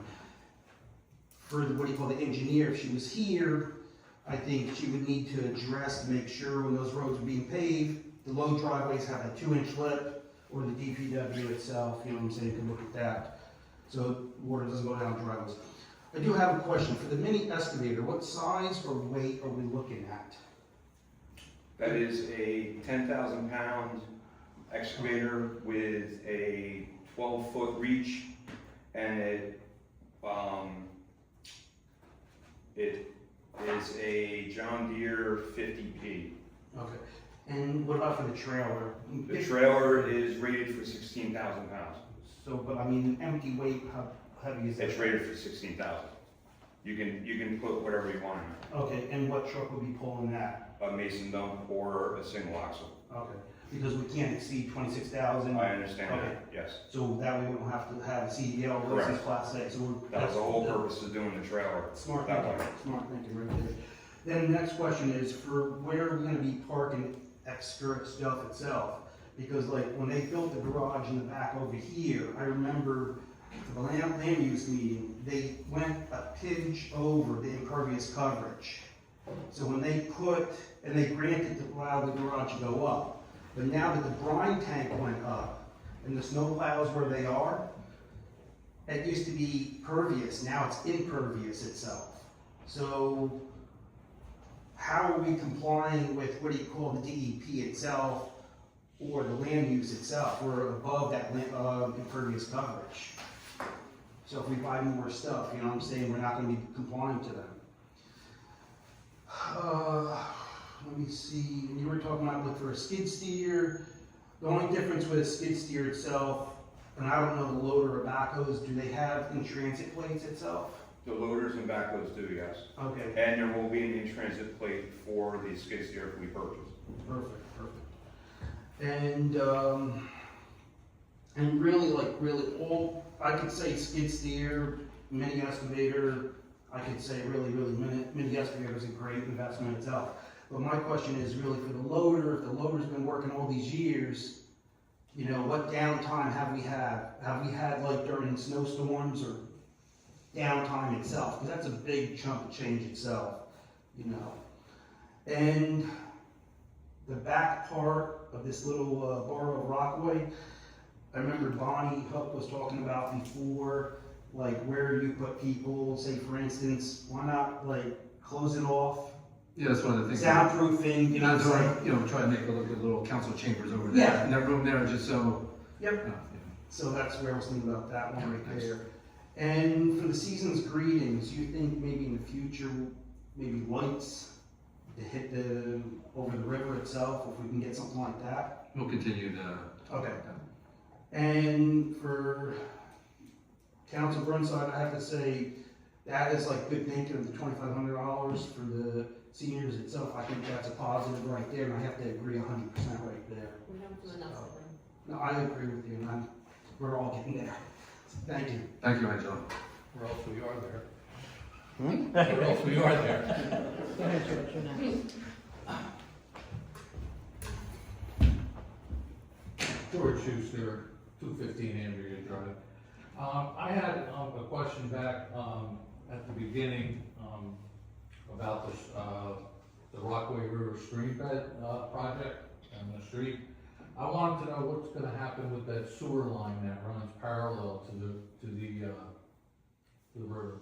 I mean, the facilities, I believe, are gonna stay the same. It's just stabilizing the riverbank. Because there was erosion with some of with the So, shoreline.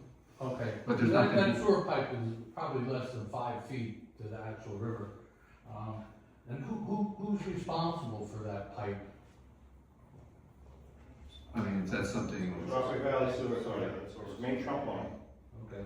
And what would happen if that pipe did break? Because a car could run right off the road there and hit that pipe. It's directly exposed right now.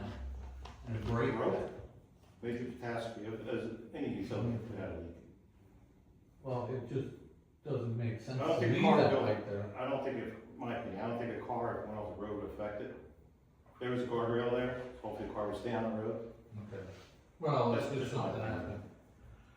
All right. And then regarding the paving over at Andrea Drive, which is my road, and down to Tony and Philip, will there be milling of the road before they pave it? Of course, yes. Okay. And also, the other thing is, the sidewalks over there are not, what, HDA? ADA? Yeah, ADA, compatible, or I don't know how they say that, but, will anything be done with the sidewalks? I think nothing, because it's not a DOT, Correct, it's not DOT grant, so we don't have to do the upgrades on the ADA ramps. Okay, that's it, thank you. Oh, just one other thing. I think it would be better for if the public had an opportunity to comment after each, after you guys get done with, are there any more questions? If we then could have our chances to say, ask our questions in a more timely manner when we're dealing with the actual subject matter, instead of waiting 3 hours later. well, these are draft budget presentations to mayor and council. There's still gonna be further discussions on what stays in the budget, what might get cut out of the budget. So this is basically their wish list that they come before us. Obviously, there's opportunities to discuss the budget when we have that meeting, and certainly anytime we introduce the budget or, you know, adopt the budget, you know, there's opportunities to continue to ask questions. All right, thank you. Thanks, George. Yep. Okay, Bonnie Hook, First of all, I want to say that it was great seeing all the interaction today. I haven't seen a lot of that in a lot of years. So, it's definitely improvement. I'm not gonna get crazy and all into the, riverbank conversation today, because I know everybody's tired and wants to go. But I do want to say that the upkeep until this project gets done of the knotweed being cut down and maintained is really a serious issue. There's new laws in New Jersey now for that. Knotweed is number 5 on the invasive species list. The roots go 20 feet and they go through pipes. And as I said, and for those that are here that are new, I've been complaining about this for maybe 15 years now. And warning because I read up on it and I researched it because it's right in front of my house and I noticed that the bank was being deteriorated. And that in England, I mean, it started out 15 years ago. In England, they banned it. You can't even sell a house if you have any on your property. New Jersey's finally catching up. But I complained to you guys 15 years ago that this bank's gonna be gone if we don't do something. Now we're into $500,000 plus, who knows what's gonna happen, and all this, and it's very frustrating. But I'm not gonna go much further than that. I just ask that, I don't wanna hear anymore that, you know, we're gonna get to it, or this or that, or somebody said to do it in the fall. No, it needs to be handled immediately to keep it down all summer long. And it's a priority because we're gonna have a problem if one of those roots go through a pipe, and you know that. And I've said that many times. So anyway, I don't wanna beat a dead horse to death on that one. But my next thing is the shade tree account. I was always told, and just recently, that we've never had a shade tree account. Because I've always, there were trees that were on the river that for 5 years I asked little ones to be cut down and I never got them cut down. And they were dead. I'd see kids walking home from school on the dead branches swinging and everything. Never done. Do we have a shade tree account? Number 1. Yes, Okay. Why was I just told recently that we did not have one? we do have shade tree. It's always been a line item, but I've always been told we don't have it, we don't use it, whatever. You know, so that's not okay. So, we've always had it. If we haven't used it, that's another thing, but. All right, well, maybe I'll have to fill out an OPRA if we've ever used it to really get the right answer, I guess. Now, who handles cutting down trees? Is it the DPW? Is it the rec? Because I went to the. Through DPW. Okay. Because you had money in your budget for the trees cutting down, didn't you? For the rec? I thought you just said that. I think you did. I'll verify that. Oh, we had trees cut down. Right. On the field, but that's something that still goes to the DPW. Okay, but if we have, all right, but if I go to the rec to say there's a park and there's a dead tree, and he has money in the budget, or he has to call the DPW, I just want to know how the system works, so I can handle it correctly and not expect something from somebody that doesn't, you know, isn't supposed to be doing it.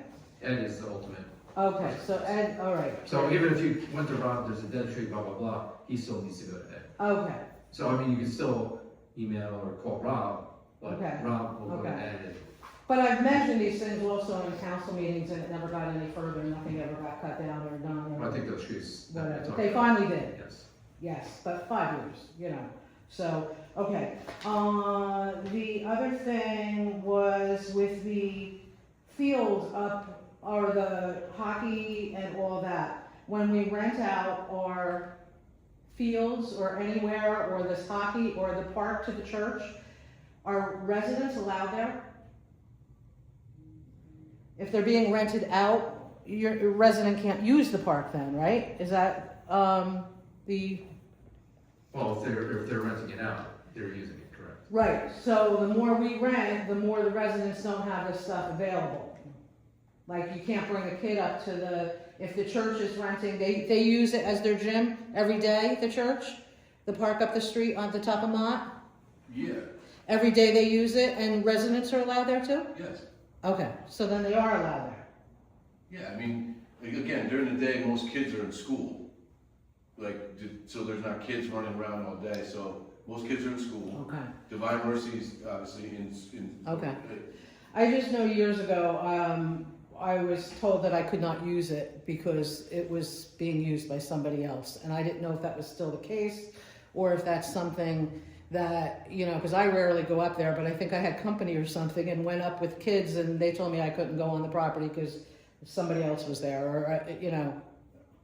So basically what happens is if Divine Mercy is there for their gym, they're usually using the field, right? So they're all out on the field. You can use the playground, you can use the basketball court, you can use the hockey court. It's not closed, the whole park doesn't close down. Okay, all right. As far as the signs, I know in past Clean Communities always did pay for the signs, those blue signs that were there, and they had to write either Clean Communities on it or whatever. I would like to see, you know, I know people have a lot of good idea designs or whatever, or who's gonna design this, maybe to have a, you know, survey of people pick the 3 best signs of how they want the town to look, not to just have one person do it and put it up, because, you know, a lot goes into this, and I've seen some things that maybe, I don't know, we could have done differently if maybe we did it more joint and there were more people involved. Thank you, Bonnie.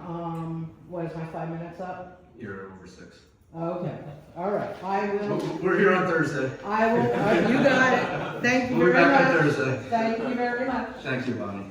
And that was short. Any other comments from the public? Hearing none, close meeting to the public. Motion to adjourn. Could we just talk about like what next steps are?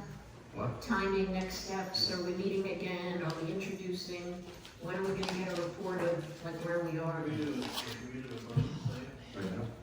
Yeah. For what? I just want to go over the, I'm gonna print out the budget where we stand right now, because that was a big question for all of us. So, if we need to. Motion to go into close. Motion. Second. Second. All in favor? Aye. No action will be taken after the closed session. Thank you. Thank you. Thank you for spending your Saturday morning with us. Oh.